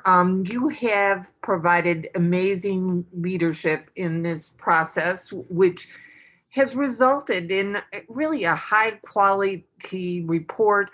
And as I've mentioned earlier, ongoing stakeholding to make sure that this development of the Behavioral Health Administration really reflects and can serve the needs of all Coloradans. And as we've discussed today, when it became clear out of the work of the task force that an area that's very important to us, individuals with co-occurring disabilities, wasn't really addressed as intensively as it needed to be in the task force, another subcommittee was developed. You alluded to it. There was definitely a need for a behavioral health administration, and because there were 10 state agencies and 75 programs running these behavioral health services, and we all have experienced the confusion and frustration of trying to access services in this model. I want to celebrate that we easily passed this bill with bipartisan support. My co-prime sponsor, Representative Pelton, was on board from the beginning because this is a bill that serves all the state. It makes sure that we're all part of the conversation, both rural and urban. And the work is ongoing. I was happy to, when we had the federal money, the ARP money, to advocate for some of the money to go to the ongoing work of the task force, and was happy that care coordination and workforce development was included in Senate Bill 21-137. And for those of you who don't know, there is going to be ongoing interim work around transformative behavioral health care. And I will continue to advocate to utilize as much of the work that has already been done and continues to be done by the task force, because you can see what intensive stakeholding was involved in this and continues to be involved in this. And the goal of the task force is to provide transformative behavioral health care in the state. So once again, thank you so much to the task force for all their ongoing work. Thanks so much, Representative Young. And again, just can't say it enough. Thank you for being a champion of this work. We are so, so grateful for you. I just can't say it enough. So thank you. So with that, I am going to hand things over to Dr. Gina Lasky. She is the Managing Director for Behavioral Health for Health Management Associates. We're lucky enough that she is located right here in Colorado, although she works across the country on different projects related to behavioral health system design for states, counties, managed care plans, and providers. Other focus areas for Dr. Lasky include behavioral health quality improvement and innovation, including enhancing measurement-based care, using human-centered design thinking, bringing behavioral health services into the community, and partnership development. Dr. Lasky earned her master's and doctorate in counseling psychology from the University of Denver, and a master's degree in public leadership with a specialization in multi-sector management from George Washington University. Before turning things over to Gina, as I call her, I will just say, Gina and I probably speak several times a day, every day, because we're glued at the hip with all of the work that's going on. And I'm just so grateful to have her as a partner in this work. She's probably one of the smartest people I know, and just excited to have her help in bringing us to implementation. So with that, Gina, Dr. Lasky, I'll turn it over to you. Well, thank you, Summer, for such a nice introduction. And I feel the same way. It's been a great partnership, and I'm ever thankful to have you with us along the way and every day, and informing our process. So I know you guys want to talk about the Behavioral Health Administration, so I'll pull up some slides and talk a little bit about HMA's work and where we are in that process. And then share a little bit about more specifically what I think the BHA is going to do for individuals with disabilities. And I know you've heard a lot from Michelle this morning. We've tried to really incorporate a lot of what the co-occurring work group did into our thinking about the model and how the BHA is being formed. A couple of caveats. I will say there's a lot of words on the slides, and part of that is the BHA is not a simple thing. The BHA is a complex animal, and it has a lot of different impact. And I recognize that for folks, sometimes there's something, it's helpful to hang on to something. So I put some more content in the slides than I would normally for presentation prettiness, so that people can have that to look at, and also so you can sort of hang on to it, because there's a fair bit of weeds in this process. And I will try not to present for that long so that we can actually get to your questions, because I think that the conversations is always where the real understanding of how the BHA might function really is helpful to people. So look forward to more questions and comments and discussion with all of you. Just to give you a little bit of background, so Summer and others have given a great background for how we got to the idea of a behavioral health administration. The notion being that we needed to, again, move programs from departments into a single place. We needed to create real accountability for the behavioral health system. We needed to improve some of the ways in which behavioral health was being addressed with consumers. So accountability being a big part of that. What we hear from stakeholders every day is we want a BHA that's accountable. We want a BHA that's improving some of the things that are broken. So HMA started working on this in January. It's been a very fast-paced project where we've done really 3 things to help bring the BHA to life. The first is technical research. We went back and looked at every single behavioral health effort that's funded in the state through state departments. And it was 14 departments, and as you'll see, ended up with 128 programs. So we went back and looked at all of those programs, and then we dove into the weeds around them. How are they funded? Where did the funding come from? Was it federal funding? Was it state funding? Was it funded through a collaboration with counties? What were the regulatory and legislative things that brought those programs to bear? What did those programs have to do in terms of regulation? What data did the program collect? What kind of data infrastructure did the program have around it? What was the population served? What was the sort of subject matter expertise needed? Anything we could figure out, we spent a lot of time looking at those 128 programs and working with state agencies very closely to understand them at a granular level. And we'll talk a little bit more about that. We also did stakeholder engagement starting in February, and we've done stakeholder engagement twice. So the first time we went out and we asked stakeholders, tell us what you think a BHA should do. What are the core functions of a behavioral health administration? What should that look like? And we tried to ground that work with stakeholders around the 6 pillars that came out of the task force.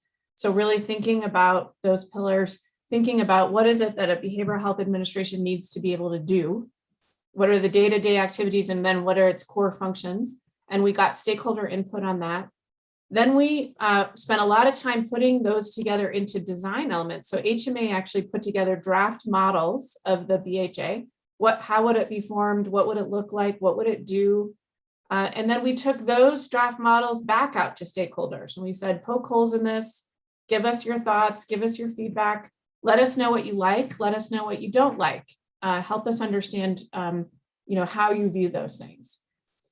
Those are really the chunks of our work. Now we're at the phase where we've been helping the Behavioral Health Reform Executive Committee really come to what's their recommendation for the BHA moving forward, and trying to help bring stakeholder voice to those conversations, bring some of the technical information to the table, and then bring some thoughts about the future of behavioral health in a sort of on a national landscapes to help inform how you think about the BHA long-term.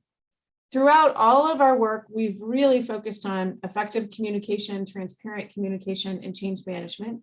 We've had the good fortune of having Merit and Grace, which is a 2-person communications firm in Colorado, be our communications vendor.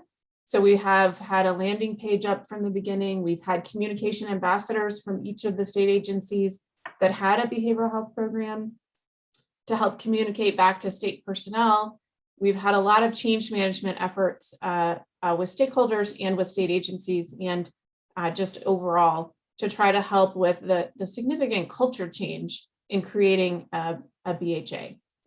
So that's what we've been doing. This has been our timeline. Again, we're sort of at the point now of really getting to that final phase of what is the BHA, and then working on an implementation plan that's very detailed for the state to get there. So we've moved swiftly, but with a lot of care to get those tasks done. Just to give you a little bit of a sense of the technical work. So we looked at, again, we identified 128 programs. Not all of these are service programs, right? I just want to say that some of them are prevention. Some of them are public campaigns. Some of them are more related to education and other things. They're not always direct services. So don't think that there are 128 programs that are doing direct services. What I call it is there's the 128 behavioral health efforts happening across state agencies right now. Within that, there's about 79 legislative and statutes related to those programs that we've reviewed. There's about 219 regulation or administrative rule related to those programs. Funding sources, about 118, and relevant data systems identified 60. So right here, the task force, the needs assessment, which HMA did last year, And actually what HMA identified in the needs assessment was 30 years of similar recommendations in the state of Colorado, 30 years of similar findings. This is one of the underlying pinnings of what we continue to see, which is fragmentation and some challenges with understanding the complexity of behavioral health. And I want to pause here and say a couple things about what HMA really took note of in all of this technical research. A couple things. The task force had identified the goal of consolidating programs and trying to streamline all these programs into a single place. When we spent time understanding each of these programs, what really struck us was, I think, and if you think about it from a larger historical context of behavioral health started as integrated as part of healthcare. Long ago, none of us can remember it, but before 1950, behavioral health was actually part of healthcare. It wasn't very big, wasn't very well understood, but it wasn't carved out yet. In the 1950s, the National Institutes of Health created the National Institutes of Mental Health and carved out behavioral health and really started treating it separately and funding it separately, building a separate system for it. Since then, we've had this kind of national tug with behavioral health. Is it part of human services? Is it part of medical? Is it integrated? Is it siloed? What do we do with it, right? It's become this weird thing that we're not quite sure where to put it in our systems. The reality is that behavioral health touches every single person in the country. It touches every single person in Colorado, and it touches every single sector. There is no sector that doesn't have some relationship to behavioral health in some way, in some form or fashion. And that's why we end up with what's on the screen. That complexity is what happens when you have something that's as big as behavioral health. It's not just services, it's not just populations in need, it's a whole host of things. And so you end up with programs everywhere. So that was one thing, is it really made us think about what Colorado is doing is really innovative and transformational for the country, but it's because of a problem that's much bigger than just what's happening in Colorado. It's really about how we've thought about behavioral health as a society over time. The other piece is that when you look at those 128 programs, there's a lot of expertise around the intersection point of a program, behavioral health, and the other parts of what a state agency does. So if you take something like Department of Education, the behavioral health efforts that they're doing are really very tailored to school districts. It's not just behavioral health expertise, it's school district expertise, and it's actually local expertise, and it's school expertise. Same thing if we take prevention, it's public health expertise around the program.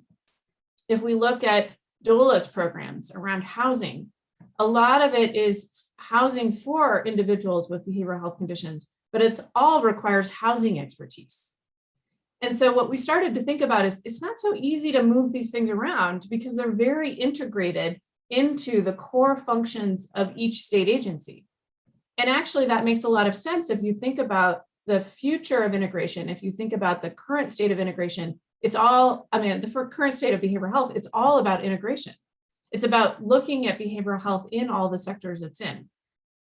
We certainly think behavioral health is going to continue to be integrated into sectors in the future. My favorite example, and you're starting to see it come up in the news media, is climate change. Behavioral health will become part of climate change, and it has to be integrated into energy policy, and it has to be integrated into the way we think about economics. These are not things that we can always silo into a bucket that says behavioral health. So those are some of the big takeaways for us from the technical research.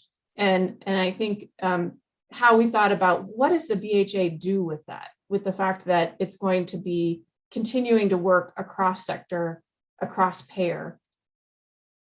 So in terms of stakeholder engagement, this is just a high level of what we did. Again, we met with stakeholders twice in two different stages of work, one really defining what is the BHA, the second time really trying to let people react to draft models. So the first time around, we met with about 200 people. We also met with multiple levels of state agency folks, leadership, SMEs, their data folks, their contracting folks, really many layers within that technical research. The second time around, it was the same thing, about 200 people. You can see the sectors that were included A lot of criminal justice focus. We had learned from the task force that some of the sectors within the criminal justice really didn't feel like they were well represented in phases of work. They have a lot of behavioral health programming, not just in criminal justice settings like jails and prisons, but actually in the community. So we spent a lot more time trying to understand judicial districts. We spent time meeting with probation folks, and then the stakeholder engagement, we really tried to bring those people to the table. You can see we ended up getting folks from across the state, largely because we met with all of the counties multiple times. We also in stage 1 interviewed 6 other states who had done nothing quite like the BHA, but similar efforts. And we interviewed them to hear what were their lessons learned, what were the outcomes of what they did, what worked, what didn't, so that we could leverage those lessons in thinking about the design of the BHA. So I want to talk to you now about what the BHA might be like, not really in specific, but in more feel for what it was going to be like, and then talk more specifically about what it can do for individuals with disabilities, because I think that's the focus that you really want to hear about. So the first thing I'll say is because of that complexity and because of the way in which we're thinking about the BHA being an integrator, the BHA working across sectors, this is a paradigm shift. It's a very new kind of government. It's a very new way of governing. So the BHA is going to be very different than what you're used to seeing from government. It's going to be networked government. It's going to be shared governance to really solve problems that are complex, that are cross-payer, that are cross-sector, that do have multiple different regulations that it has to navigate around.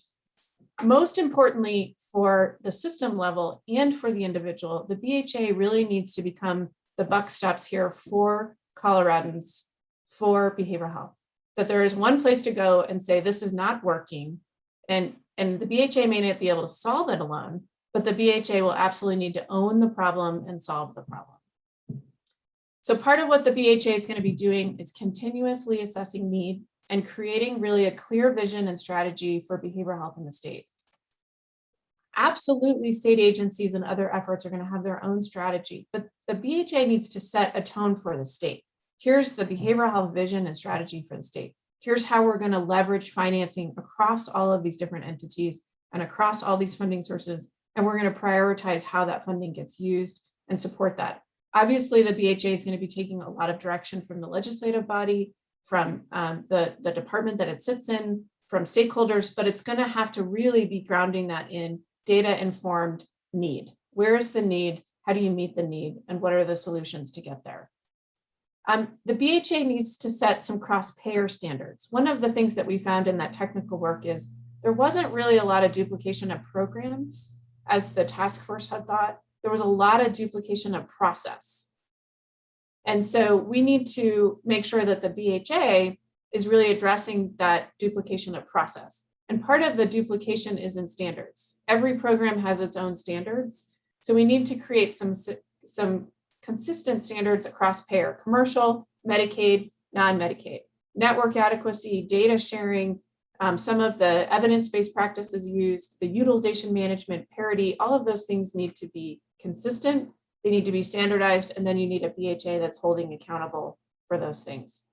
Streamlining other processes like credentialing or data reporting is really key. Making sure that we're actually looking at the right data to hold providers accountable to serving populations, particularly populations with disparities.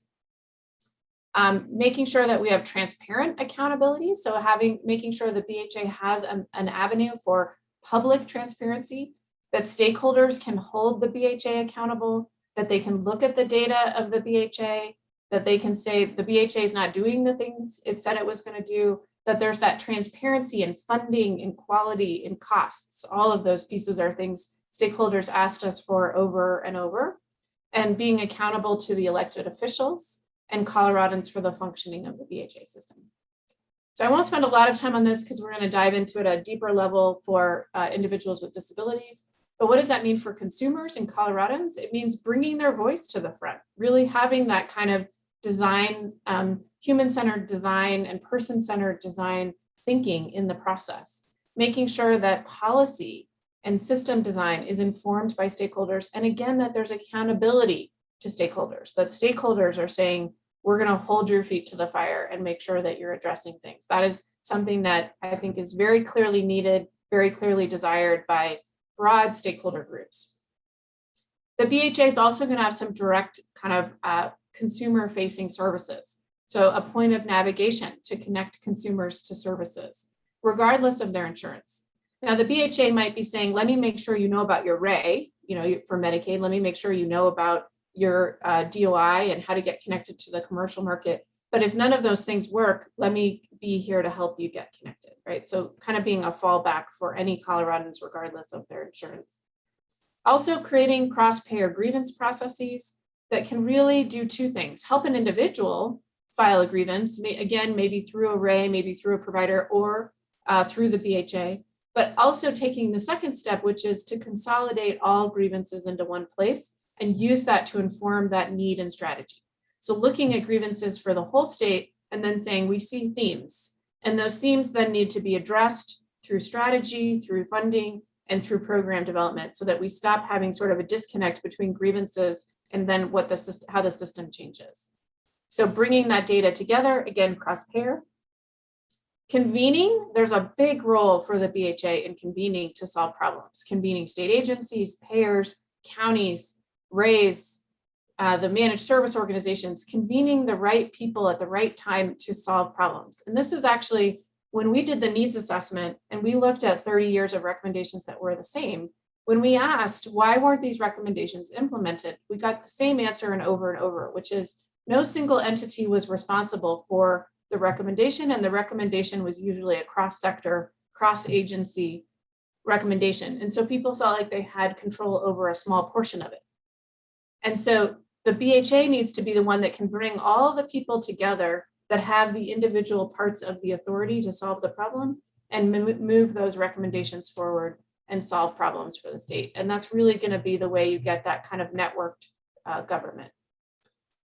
Educate and advocate for BH needs, absolutely, with elected officials, with other entities, and really doing that through data-driven, data-informed solutions.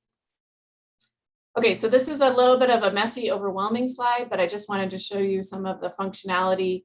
And again, we won't have to go over all of this, but we have tried to very clearly outline functionality of the BHA by pillar. What's it going to do around payment? What's it going to do around the workforce strategy? What's it going to do around accountability and improving accountability? How's it going to work more closely with counties and tribal organizations and other local entities, and make sure that it's really bringing that stakeholder voice into the design, into the process, into the accountability? How is it going to address whole person care and really improve upon the disparities in the state around behavioral health?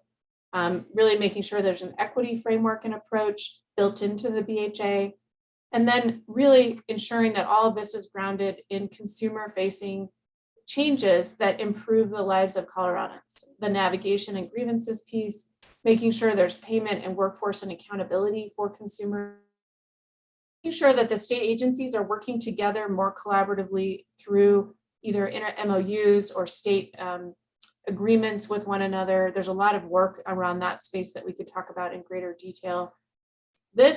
All of the things on the screen right now have many, many, many activities tied to them. We have a spreadsheet with probably, I don't know, 150 things the BHA is going to have to do that all relate back up to these functions. But we've tried to build the design of the BHA to make sure it can deliver these things. Some of the ways in which the BHA is going to do this in terms of how is formal agreements between state agencies, again, with very targeted, very specific goals and outcomes. A master contract. So one of the ways to reduce duplication for providers and consumers is to have a single agreement around using a master contract for behavioral health. So having the same data sharing requirements, the same definition of what access means, the same requirements for accountability, having a network that's a public sector network that the BHA oversees. That's part of the work that's been done with SB 19222. Is developing that provider network, which then the BHA would oversee, helping to braid and blend dollars to fill the gaps, and really creating robust data interoperability. The strategy part of that is we need to create the BHA through legislation. We have the legislation that got it established, but we'll need to have sort of authorizing legislation that will happen hopefully next year. Policy and standard generation will be another significant tool for the BHA. We have recommended, and there is consideration of having a General Assembly report every year on the state of behavioral health from the BHA to the General Assembly to give information. There are some ideas about how to make sure that stakeholders have a voice in that General Assembly report so that there's, again, high accountability of the BHA to elected officials. Okay, so now I apologize for all that, but I want to give you enough of a feel of the way we're thinking about things to then help bring it down a level to what does this mean for individuals with disabilities? So we know that there's been longstanding challenges. I think you guys have already talked about a number of them today in your presentations, but the fragmentation and gaps that people fall into and get stuck, the payment challenges, Medicaid's going to pay for this. I think one of you was just talking about this at the break. The back and forth between Medicaid and commercial, the sort of hot potato that happens to the consumer to navigate very complicated payment systems and not having opportunities to actually blend funds to fill some of those holes and to fill the need for individuals. Lack of whole person care, so not treating the whole person, treating them as a primary diagnosis or a secondary diagnosis or one piece of the puzzle at a time. Cultural competence and alignment of approaches. Really, we don't have providers, we don't do a good job, and this is a national issue. Again, it's not just Colorado. We don't train behavioral health providers how to treat other conditions like traumatic brain injury or intellectual and developmental disabilities, or working with individuals who have hearing impairment or who have other things. We just don't even train providers in that way. We don't train them about how therapy looks different, what the goals of treatment are, that the actual treatment itself needs to be different. I was a psychologist at Fort Logan for 5 years. We treated a lot of individuals with co-occurring IDD and TBI and mental health. And we as a group had to go out and learn that by ourselves. We had to go understand that the psychiatry looks different, the treatment looks different, the interventions are entirely different. That is something that the BHA really needs to address, is that treatment gap. Michelle and the co-occurring working group have a number of really strong recommendations in that space that I think will really help with that. Care coordination is a problem for individuals with disabilities, and then population need is less clear because of fragmented data. So we don't always find out as much as we need to about populations in the behavioral health space because of the data so fragmented. I have here on the left of the screen, when we did the needs assessment last year, Summer called this out, we did look at 12 priority populations with disparities. They're listed here, so you can link to them. Each of those reports has individual stakeholder engagement around those populations and what they think needs to change, a set of recommendations, as well as the data we can find for those populations. One of the things I wanted to call out from that is that when we surveyed providers last year and we asked them who gets excluded from services, what we learned was that 21% of the time at intake, individuals with IDD or TBI are automatically excluded, and that 35% of that population will be served, but only if they have a primary diagnosis of mental health or substance use. And this gets at one of what I think you guys have identified over time as one of the biggest challenges for individuals with disabilities, is this notion of a primary diagnosis. And certainly as a clinician, that was a complexity that was just ongoing and challenging. So we'll talk about a couple slides of what the BHA can do with individuals with disabilities, and then have some more discussion. So first and foremost is engaging individuals and family members to really inform strategy and to make sure that there's meaningful engagement and representation within the BHA of individuals with disabilities, family members of individuals with disabilities, really bringing that design thinking and the consumer voice into the process, and making sure that you're also paying attention to within the BHA the gaps and specific challenges of those populations that have disparities. including navigation and point of connection for individuals. Again, making sure that you're doing this, that the BHA really knows what are the eligibility issues and the service needs issues. Who are the providers in the state who have expertise to offer for disabilities? Who are the providers who are better suited to do some of the specific interventions or treatments that you need? And how do you also leverage some of those providers to be really centers of excellence to expand the rest of the provider network's capacity to do that? That feeds into the the statewide technical assistance and making sure that the BHA is really pushing innovation and best practice for populations and making sure that spreading innovation either within the state or from outside the state from innovations that are happening nationally. The grievance process, we already talked a little bit about, but being far more accountable to that. I think this is an avenue that's really important to folks with disabilities because right now, some of those grievances go to other sectors. They go to the CCBs or they go to the SEPs or they go to providers that are doing some behavioral health, but may not be all behavioral health. So that data is lost right now to the state agencies looking at behavioral health systems overall. So making sure that data is really getting up to the BHA to look at cross-sector and to inform them strategy. The work of interoperability to make sure the data is there, to make sure you're getting the right data, that the data is defined the same. Summer mentioned that earlier as a challenge, and really making sure that providers are using a single identifier. One of the things that BHA will do in collaboration with OHI, the Office of eHealth Innovation, is to create a single identifier for individuals so you can actually track individual utilization of data between systems, between providers, and that data can be combined to inform the BHA. Setting standards and quality that I think, again, being specific to some of these around some of the data that came forward and the feedback that came forward within the co-occurring working group, making sure that there's more information about quality standards, for example, around cultural competence or around making sure that there's the appropriate accommodations being made by providers for individuals with disability, making sure that there's better equity in access to care. So leveraging those recommendations to really inform the standards and the quality piece for Coloradans. Advocating for benefits, advocating for some of the things that are missing, that could really be helpful, again, for populations that have co-occurring needs, to make sure that we're really thinking about what are some of the federal dollars that are being left on the table that we could leverage to create better and more comprehensive services and address some of the continuum of care gaps. How do you think about that cross-payer? How do you advocate for those benefits for populations as a single voice within the state? Improving whole person care, there's a lot of work to do around that.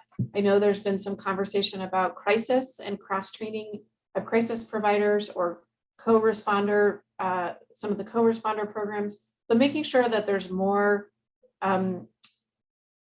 specific training, again, for individuals in those roles so that they're really serving the co-occurring populations better. I think one of the ideas that came forward from the co-occurring working group was hot handoffs between providers. And I think there's ways to even think about formalizing that into networks of providers who have more robust referral relationships. And that's something that BHA could be working on, which would then facilitate some of those hot handoffs and actually formalize the process for those hot handoffs. So that's a recommendation that the BHA could then, again, do some work on with providers regionally to make those connections really robust, and really being a communication and a hub of communication, but also a hub of problem solving. So one of the things that I think everyone's agreed on is that, you know, we have to figure out a way to get rid of this primary diagnosis problem to be able to really improve access to care for individuals, creative ways to braid and blend funding or go find alternative funding to fill the holes where they exist. If we can't do something because of a CMS rule around a waiver and there isn't funds anywhere else, is there another way for us to blend things to meet some of those services that don't exist and maximize the federal dollars for what we can, and then maximize the state dollars to really address needs? So those are just some of the things that I think are very specific to what the BHA can do for individuals with co-occurring conditions. I will stop there. I know I just threw a lot of information at you. Apologize for that, but I think it would be great to hear your comments, feedback, questions, just have some discussion. Would you be Thanks. willing to share this presentation with Bray to give to everyone who's here? Absolutely. Thank you. This is Corey. Thank you, Gina. Really appreciate all the work that you've done, and in conversations over the years, your deep understanding of the issues faced by people with dual diagnosis. What do you think is in the what's been put forward? What will be the devices to hold the system accountable? Yeah, I think, there's a number of things that haven't been decided on yet, but I think that the ways in which some of the things that I think for sure will happen are public dashboards. So public facing dashboards at two levels. One will be, I want to try to find a provider that does X, has X treatment as one of their expertise. You can search this database to find them. It can help you with navigation. Also public facing dashboards that can say, here was the quality of this provider, right? A little bit more public transparency around quality. And that's something other states have done. Oregon has done it. Other states have done it. Consumers really love that because they, I get asked all the time by friends and family, who do you think is good provider? Someone wants to go and be able to read reviews, just like we do anything else in the world. We want to read reviews of providers. The other dashboard is going to be a public facing dashboard about whether or not the BHA is meeting the key problems. And it's going to have benchmarks every year that it has to meet. I think that will be one of the ways that there'll be a lot of public facing accountability. I think the General Assembly report, if that moves forward, would be another really important avenue for public transparency. There has been some suggestion and idea that the stakeholders who are involved in sort of the governance of the BHA would be able to write part of that General Assembly report. I don't know if that will happen, but I think it's another great way to bring the voice of people to the legislators and saying, here's what we think the BHA is doing well. Here's what we think the BHA is not doing well. So public transparency that way. I think there's going to be a lot more accountability for the dollars spent in behavioral health. And that will be part of those benchmarks, making sure that there's maximization of federal dollars, but also that the funding is being streamlined in a way to really meet need. I think that the BHA is going to be a place where there's going to be more stakeholder transparency and accountability. Great, thank you. Mm-hmm. We're starting to get some comments and questions from Virginia. How large do you expect this BHA to be? So the structural pieces of it, FTE. Yeah, so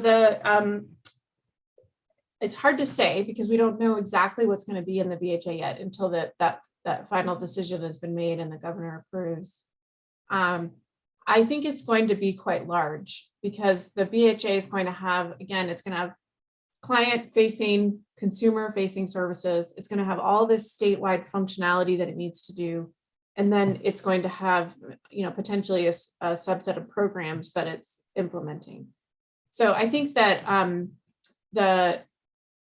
I think it'll be larger than the current Office of Behavioral Health, but not enormous. I mean, I think part of what we've tried to think carefully about in the BHA design is also, how does the BHA leverage infrastructure in other agencies? So for example, HCPF has incredible data analytic capacity that's already owned by the state.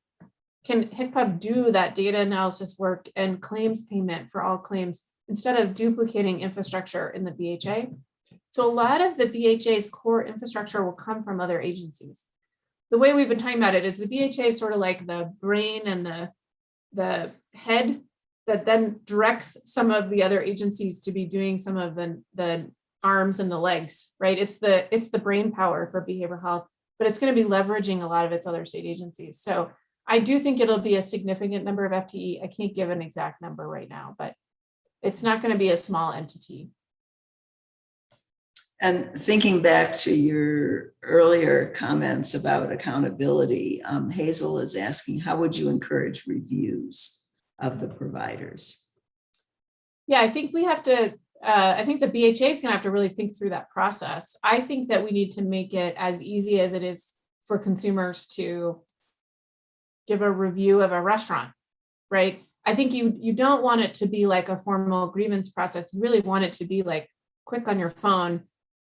Yay, nay, this is what I loved about this provider. This is what this provider failed me in.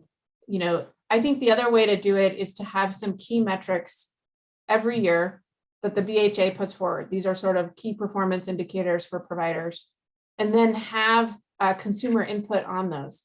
So you would have the BHA measuring them itself. It could be things like response, access to care, even follow-up after hospitalization or acute care, some of those high touch issues that we know need to be addressed. And then you could ask consumers to give feedback on their experience of those things. So that when you do the KPI report out, you have a mixture of the data and the consumer experience. There's a lot of different ways that I think you can bring that forward, but I think we'd want to make it easy so that people have an opportunity to engage frequently in it. Thank you. I'm sorry about that. So Carol commented that it was a great overview and learned a lot. Tracy Johnson is asking, you mentioned the MOU. What agencies will be participating and held accountable for their part? Yeah, so we see the BHA having an MOU with every state department that has a behavioral health effort, and potentially with other entities too. It could be even, you could broaden it over time to include counties and some other entities where it's really important. It could also be divisions within state agencies. So if you take CDHS, for example, CDHS has child welfare, it has, you know, the Office of Early of Child and Family Youth, and it has the Office of Early Childhood, which will soon be the new agency. So the BHA is sometimes going to have MOUs with a department that then have division specific goals. And we've been talking about this in a couple of different ways. Again, some of this will all get fleshed out further in the next 6 months to a year. But I think that the MOUs serve a couple of purposes. One is to make sure that the executive leadership of the department and the operational subject matter staff of the departments know what are the priorities and strategies between the BHA and the department. What are they going to agree to work on specifically? And what are the goals between those? So it could be for example, for education, one of the things we heard from the Department of Education was we need to encourage more school districts to participate in some of the funding that's brought forward by CDE and participate in some of the programs. So how does the BHA partner with CDE to get that done? What are the specific activities the BHA is going to do to support CDE? Similarly, how is it going to support DOLA in making sure that funds are being leveraged the best way it can, which is one of DOLA's concerns. So there's going to be very specific department by department, even program by program level agreements. But there could also be things, and this is something we just recently started talking to the governor's office about, there could be WIGs, wildly important goals, that get created between agencies. So things like, here's a big one. We want the Department of Public Safety, we want DOC to be sharing data into the BHA and having data interoperability with criminal justice. That's going to take a long time. It's a lot of different entities at the table. That could be a wildly important goal that has staged implementation between agencies. So it's going to depend a little bit on the goals of the BHA, the strategy for that year, but it would be updated. It would probably be a 2 to 3 year MOU, and then it would be updated at least twice a year as what people have been talking about. But part of it is to really hold accountable that collaboration and to make sure everyone's clear about the strategy. If there's going to be braided funds or recommendations around allocation of funds from the BHA to a department, those would be in the MOU. The actual agencies, HMA thinks about it a little bit as spheres of influence. I don't know if you guys have ever seen any of those models where you have spheres of influence, but you have a couple agencies that are going to be very closely tied with the BHA in terms of everyday functionality, infrastructure, and planning, Division of Insurance, HICPEF, CDPHE. I would actually put in that group some of the criminal justice folks, DOC and DPS. Those are going to be close to the BHA. Then the next round is probably DOLA and CDE, and they've programs, but they don't have a ton. And then further out are programs like Colorado Department of Ag, and some of the other agencies that have some behavioral health, but small. So those MOUs would sort of tier. They'd be big for those inner circle, medium for the next circle, smaller for the outer circle. Hopefully that makes sense. Yeah, thank you.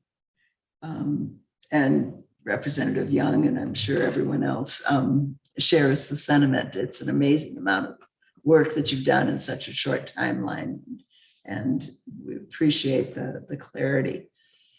A question, I'm not seeing anything else there right now, so I'll go ahead with a question that came up in the earlier session. Was people getting bounced back and forth when there's Medicaid eligibility and also insurance, commercial insurance eligibility for the same individual, and a seeming lack of clarity on the part of providers as to whether they can serve individuals under those circumstances. Does that question resonate with things that you've heard about? And I guess I would ask, what would be the mechanism within the BHA to get clarity on that issue? Yeah, so a couple of thoughts about that. I do think it's a problem at multiple levels. As you said, it's a provider issue, right? There's confusion at the provider level. There's confusion sometimes even at the state agency level about who can do what, which is why you get some of this back and forth. And then there's confusion about, sorry for the noise in the background, about at a funding level. So some of the regulatory pieces. So I think the BHA needs to address it at all levels. So the provider level, we need to help providers understand some of these things and train them differently. Because I think part of what you see is myths, sort of urban myths that get passed on from provider to provider, individual to individual, and then sort of a lack of training, right? I recently encountered this with a friend who had an adolescent trying to get residential services and the back and forth between them, but it's the provider who is confused and sending them back and forth. So there's provider education to do. There's a lot of state agency coordination to be done around what really are the eligibility pieces and where can that eligibility be streamlined? And conversations to be had between Medicaid and DOI. And I will say the task force has really created a collaborative relationship among the executive leaders. I mean, I don't think they were uncollaborative before, but the task force has given them a lot to work on together. So Division of Insurance and Medicaid are working very closely on a lot of these pieces. And that's a great opportunity to kind of think about, how do we do this in the future? I mean, there's some federal issues there that both of them are tied to, right? It's not like CMS and the commercial markets do a lot of good coordination, but there are some policy pieces that can be done at a state level to try to streamline this. And then again, guidance for consumers and providers. Even a roadmap guideline of here's what to do for providers would go a long way, standardizing the process so that everyone's clear about it. That's something the BHA could do by convening the right people. And then I think that there's always the question mark of what can the state do around where there are gaps, where people are falling through the holes. What can the state do to think long-term about those challenges? I don't think we're ever going to get to a place where we can fund every single person's individual's needs that fall through cracks because of funding. But certainly a BHA could be very strategic about there's themes in those holes. There's significant, we know, patterns that these are the populations, these are the individuals, these are the circumstances that lead to falling through the cracks. Let's fix that crack, right? Let's use stimulus dollars or general fund dollars or braid dollars or extend programs to meet those, something. And that's what I think you need is a cross-sector strategic thinker, system thinker doing that work.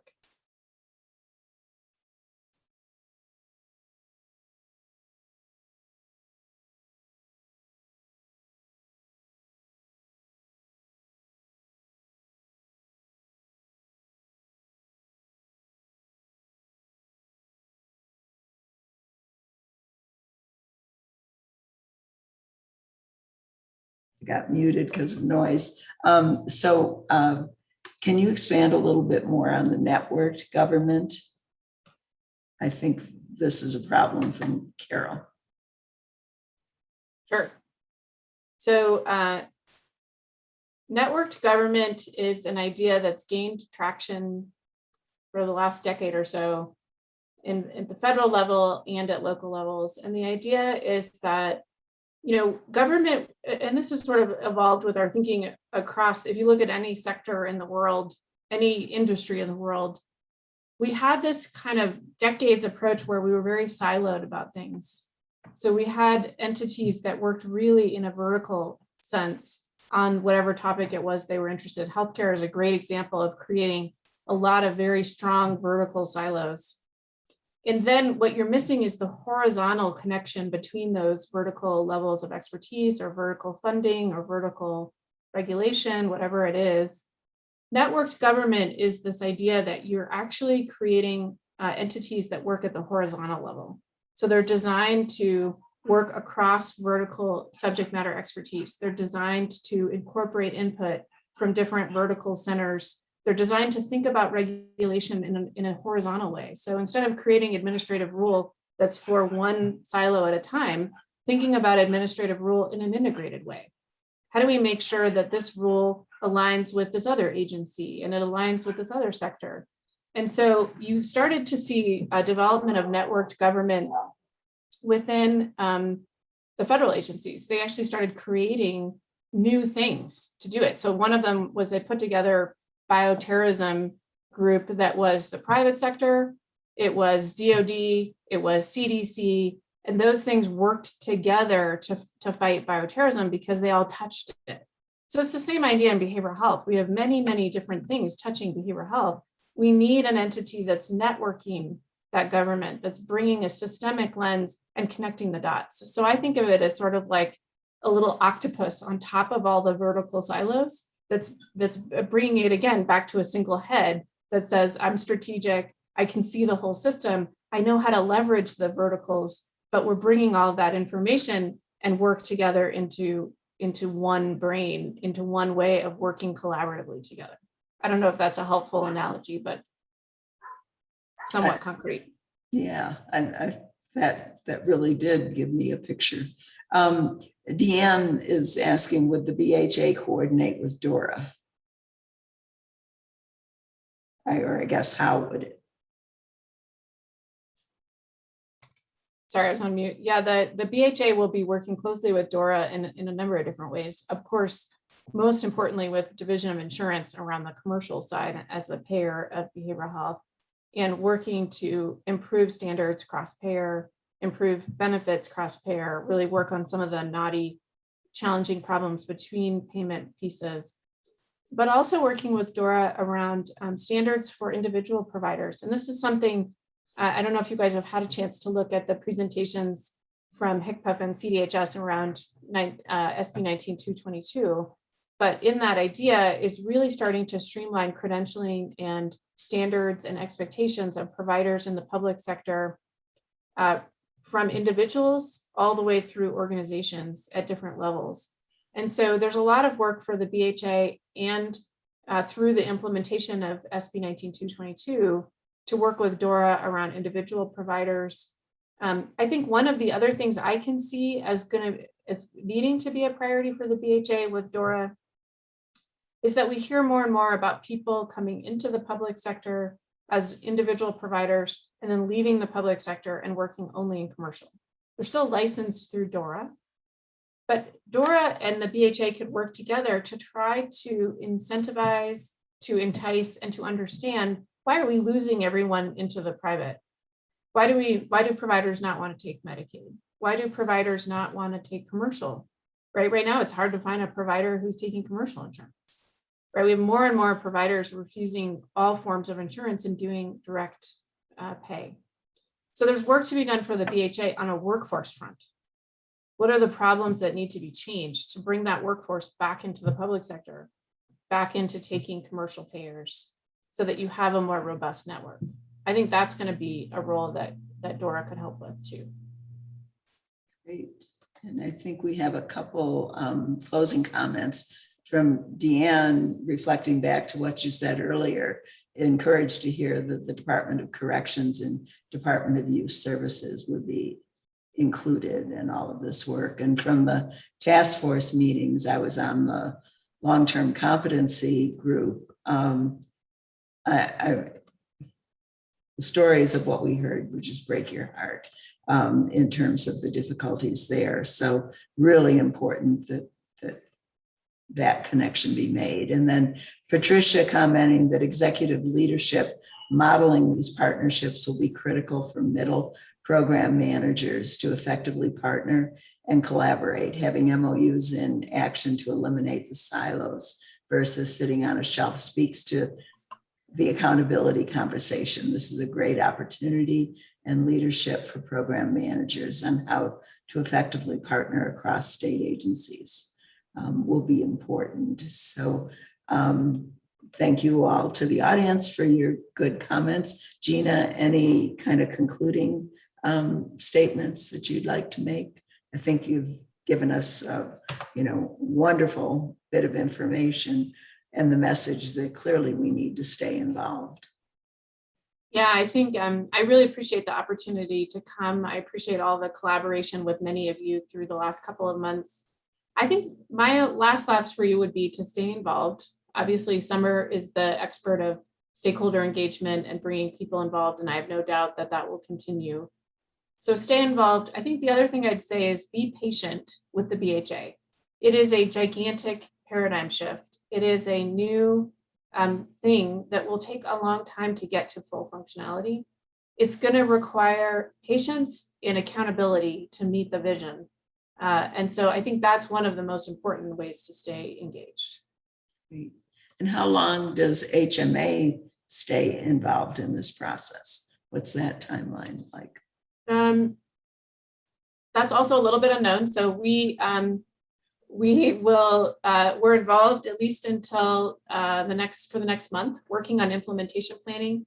We are starting to talk about ways in which we can continue to support implementation in the next couple of months. So we'll see, but we will absolutely continue to be a resource and support and be advocates for this, as well as participate if we're not involved, because we all think it's really a phenomenal model, a really important effort from the state, and just really great for other states to be looking at. I mean, it's a national example of how to do this well.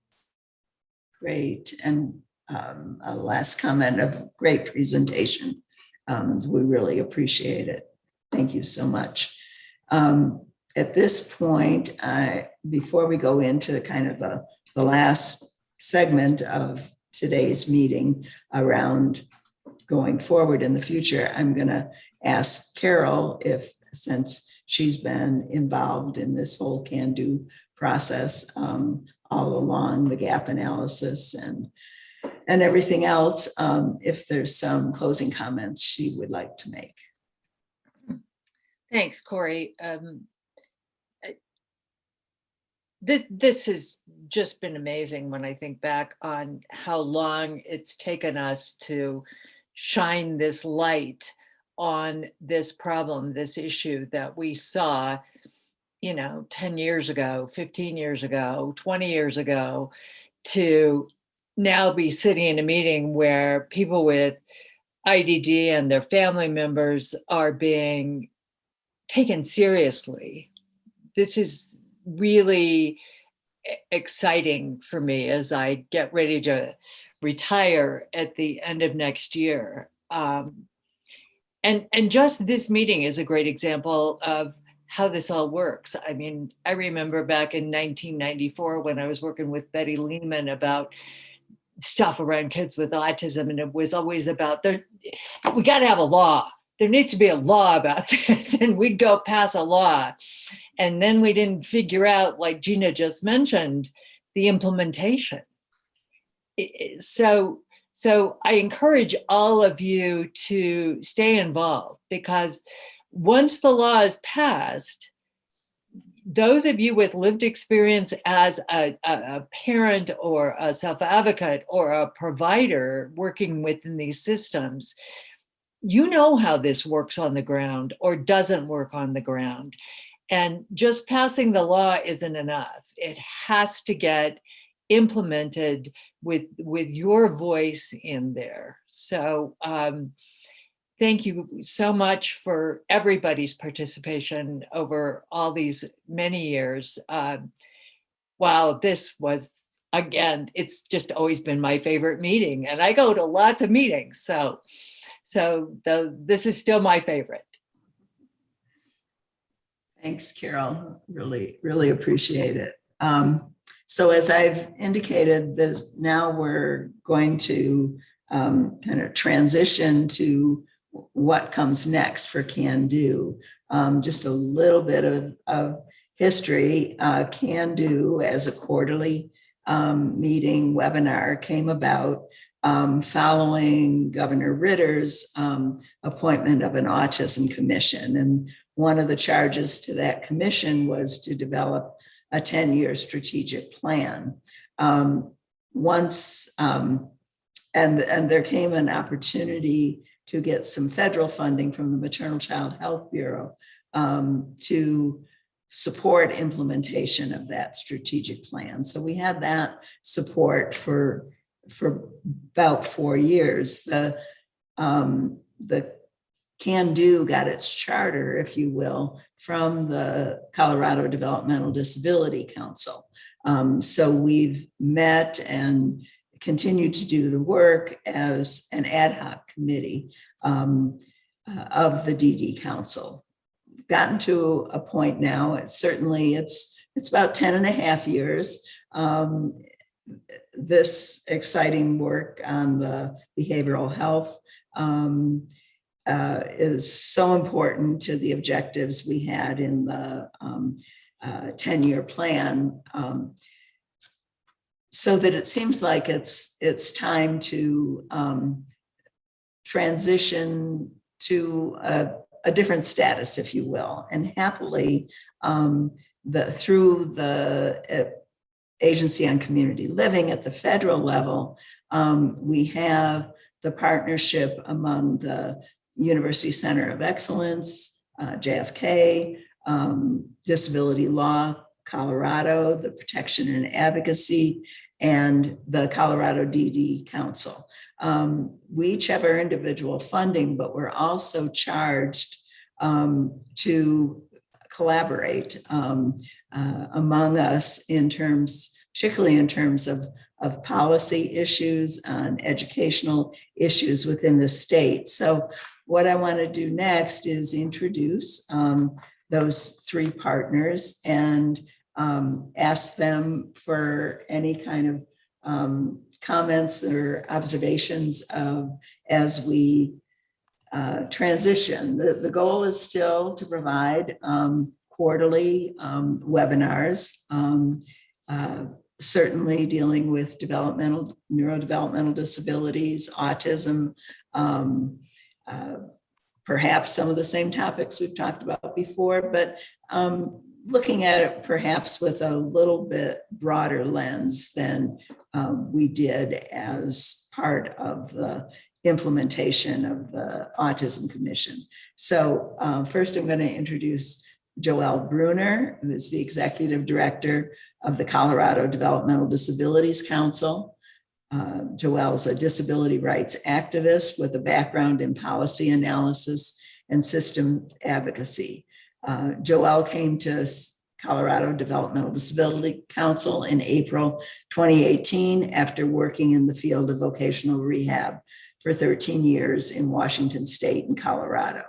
She served as the executive director of the Washington State Rehab Council for more than 8 years. It was that position which piqued her interest in the potential of public sector boards as mechanisms for inspiring change. For 5 years, Joelle organized against violence experienced by people with intellectual or developmental disabilities as Communities Against Rape and Abuse, a since defunct Seattle area nonprofit organization.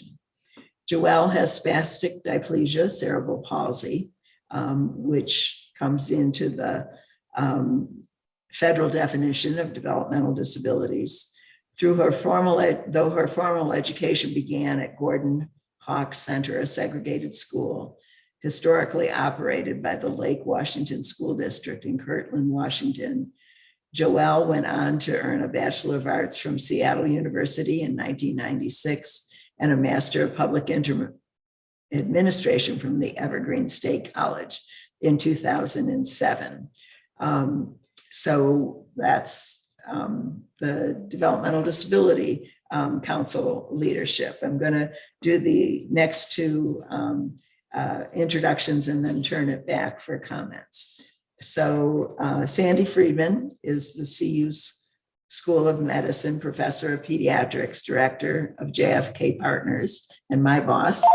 And, oh, hate it, sorry. And School of Medicine Developmental Pediatrics Section Head. Dr. Friedman joined the School of Medicine in Colorado Children's Hospital in 2009 and assumed the JFK directorship on July 1, 2015, after 6 years as Associate Director. She is Director of the Developmental Behavioral Fellowship Program and funded by Maternal Child Health Bureau since 2011.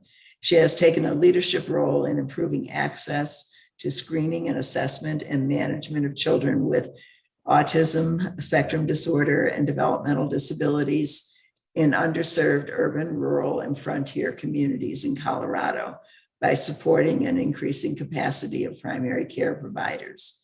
Previously, she was Director of LEN, Pediatric Training at Boston Children's Hospital, and Program Director of the Neurodevelopmental Disabilities Residency. Boston Children's Hospital and Harvard Medical School, where she was faculty for 15 years. So, I mean, it's been phenomenal to have Sandy here assuming responsibility for the leadership for the USED LEN JFK Partners. And then for the Colorado disability law, Marianne Harvey, and Marianne's been in this position as certainly before I came to the state in 1993 and has been a pleasure to work with, has extensive experience in the management and leadership of human service organizations. Since 1980, she's been Director of Disability Law, Colorado. Marianne has been active in the National Disability Rights Network as a former board member, past president, and trainer. She developed the orientation that NDRN sponsors for new executive directors. In addition, she participated in the development of national standards and outcome measurements for protection and advocacy systems. Marianne has also served as a volunteer on multiple boards and committees, including the Colorado Nonprofit Association, the Center for Nonprofit Excellence, Warren Village, Executive Leadership Institute, and the Colorado Developmental Disabilities Council. She was initially attracted to Disability Law Colorado because the organization enforced the recently passed special education law and thought it would be an interesting job for a few years. She found that she loved all of the aspects of the organization's civil rights work and making the law accessible to individuals, families, and professionals. In 2012, she received the prestigious William Funk Award for building community from the Colorado Nonprofit Association. So you see, we've got tremendous talent, history of collaboration and working together, and complementary areas of expertise. So at this point, I'll invite each of them to make comments around going forward with this shared educational agenda. So Joelle, do you want to go first? Good morning. I wanted to begin by echoing what others have said. This has been one of the most informative meetings of CANDO that I've ever participated in. And so I think that's fitting as we're moving to CANDO's next chapter. I also want to recognize several people. Corey, Corey and I come from pretty different experiences and perspectives, I think. I think it's fair to say that. But, and when I first met her, I don't think I made a good impression, and I don't know that I knew what to make of her. In the preceding close to 4 years since I've met her, I've come to greatly respect and like Corey, because underneath that sensible set of eyeglasses is a fierce, unrelenting, dogged advocate. I don't know how many times that she actually was going to retire, but if that's what retirement looks like, I want a vacation. So I just want to thank and recognize Corey for her excellence, for her commitment, and for her effectiveness in the context of supporting and pushing CANDO's 10-year strategic plan. I think it's also important to recognize Carol Meredith. You heard from Carol's own bio what her excellence has been. I'd like to point out that at the time of I think the founding of CANDO, which predated my arrival in Colorado and the DD Council, that Carol was representing the council to CANDO. So that's a feather in our cap. That really should belong more to Carol than us. We've also had other members or past members who cared deeply about CANDO. I want to point out Michael Hoover. And what I just want to say is that I think that people with neurodiversity and autism should be integral and hopefully more featured in the future of CANDO than in our current work. Although I think people have been included along the way. I'd also like to recognize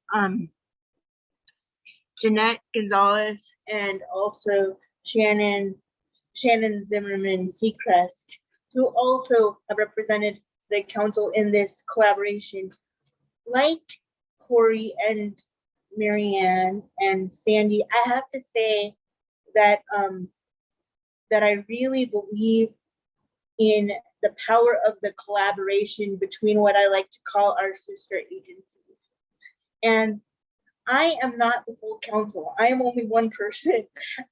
But I do want to say that I think what the council brings to this that is of value is a broad perspective, is an advocacy orientation that's more of a grassroots advocacy orientation than perhaps our friends who are doing important work in the medical and in the research sphere and then in the legal sphere.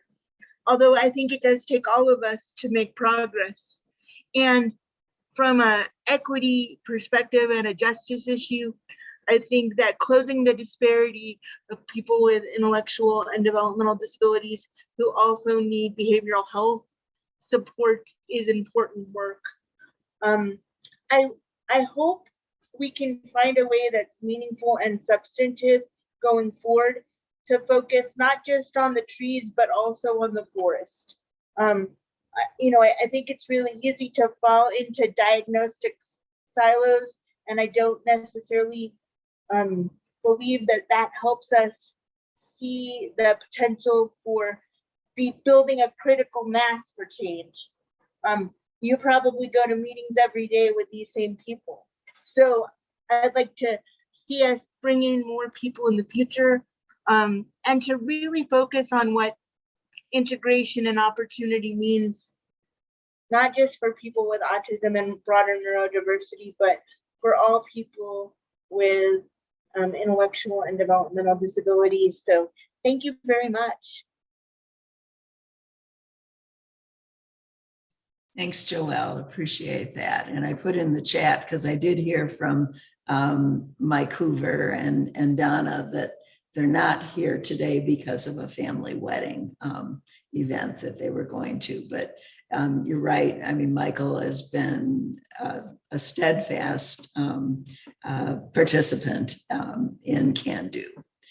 So Sandy, I'll go to you next for comments. Okay, thank you. I am so pleased to be here today. This has been a wonderful morning. We heard amazing work that's been done as a result of the Autism Commission and the 10-year strategic plan that led to the establishment of CANDO. The landscape for individuals with autism and other disabilities certainly has changed, with more programming, supports, and services as we have heard. Since CANDO started, Corey, Carol, and many of you in the audience and other key stakeholders, including individuals with ASD and DD and their families, have worked tirelessly to address the recommendations put forth from the Autism Commission established in 2008. Many initiatives have led to expanded opportunities, either directly or indirectly, as a result of CANDO and the support of the state legislature. When I arrived in Colorado in the fall of 2009, it was extremely difficult to find adequate services and support for children and youth with disabilities, particularly though with ASD. Since that time, in addition to wonderful information about current behavioral health initiatives provided today, there have been many other initiatives related to the needs of people with autism and DD that have improved the lives of people with disabilities and families. It's been a wonderful group and so much appreciated. The landscape certainly has changed for the positive, although there obviously is still much work to be done. So Corey's going to give up the reins of CANDO, which is sad in a way, because she has contributed so much, as well as so many other people. Joelle, Marianne, and I have met a couple of times with Corey recently to discuss future plans for CANDO. This planning is ongoing, and we hope to restart CANDO this coming fall, probably with some modifications of what we'll be focusing on. I personally want to thank Corey and Carol Meredith and so many others, including people here today, who led and participated in important initiatives and participated in CANDO.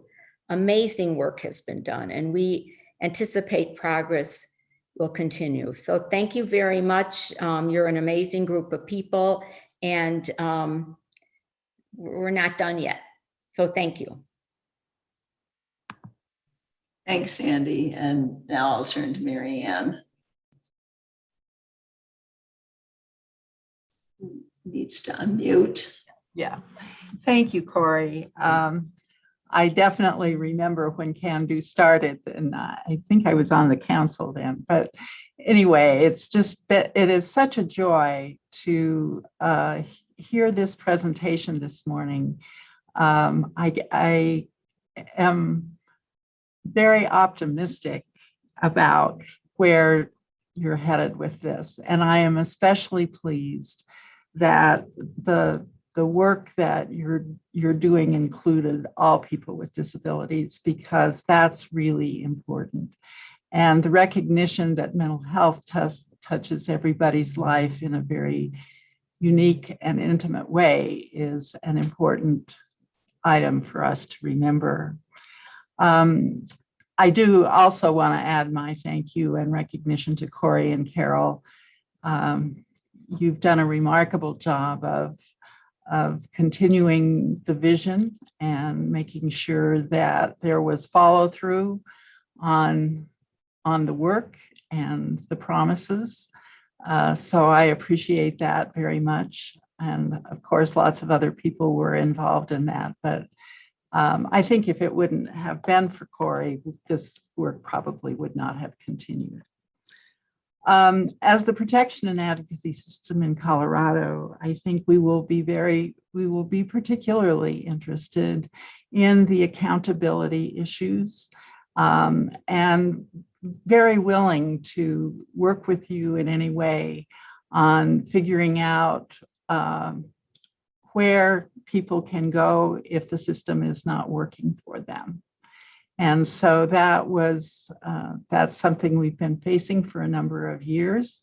It sounds like the structure holds great promise, and we're happy to work with you along those lines. We're also very interested in providing rights education to consumers, and you can count on our partnership to do that in the future for sure. So thank you again, and the presentation today was terrific. Reminded me why I love coming to CANDO. I haven't been able to participate for a while, but like some of the others have mentioned, this always was a highlight, and I've learned so much from all of you. So thank you. Great, thank you. Thank you to everyone today and in previous presentations.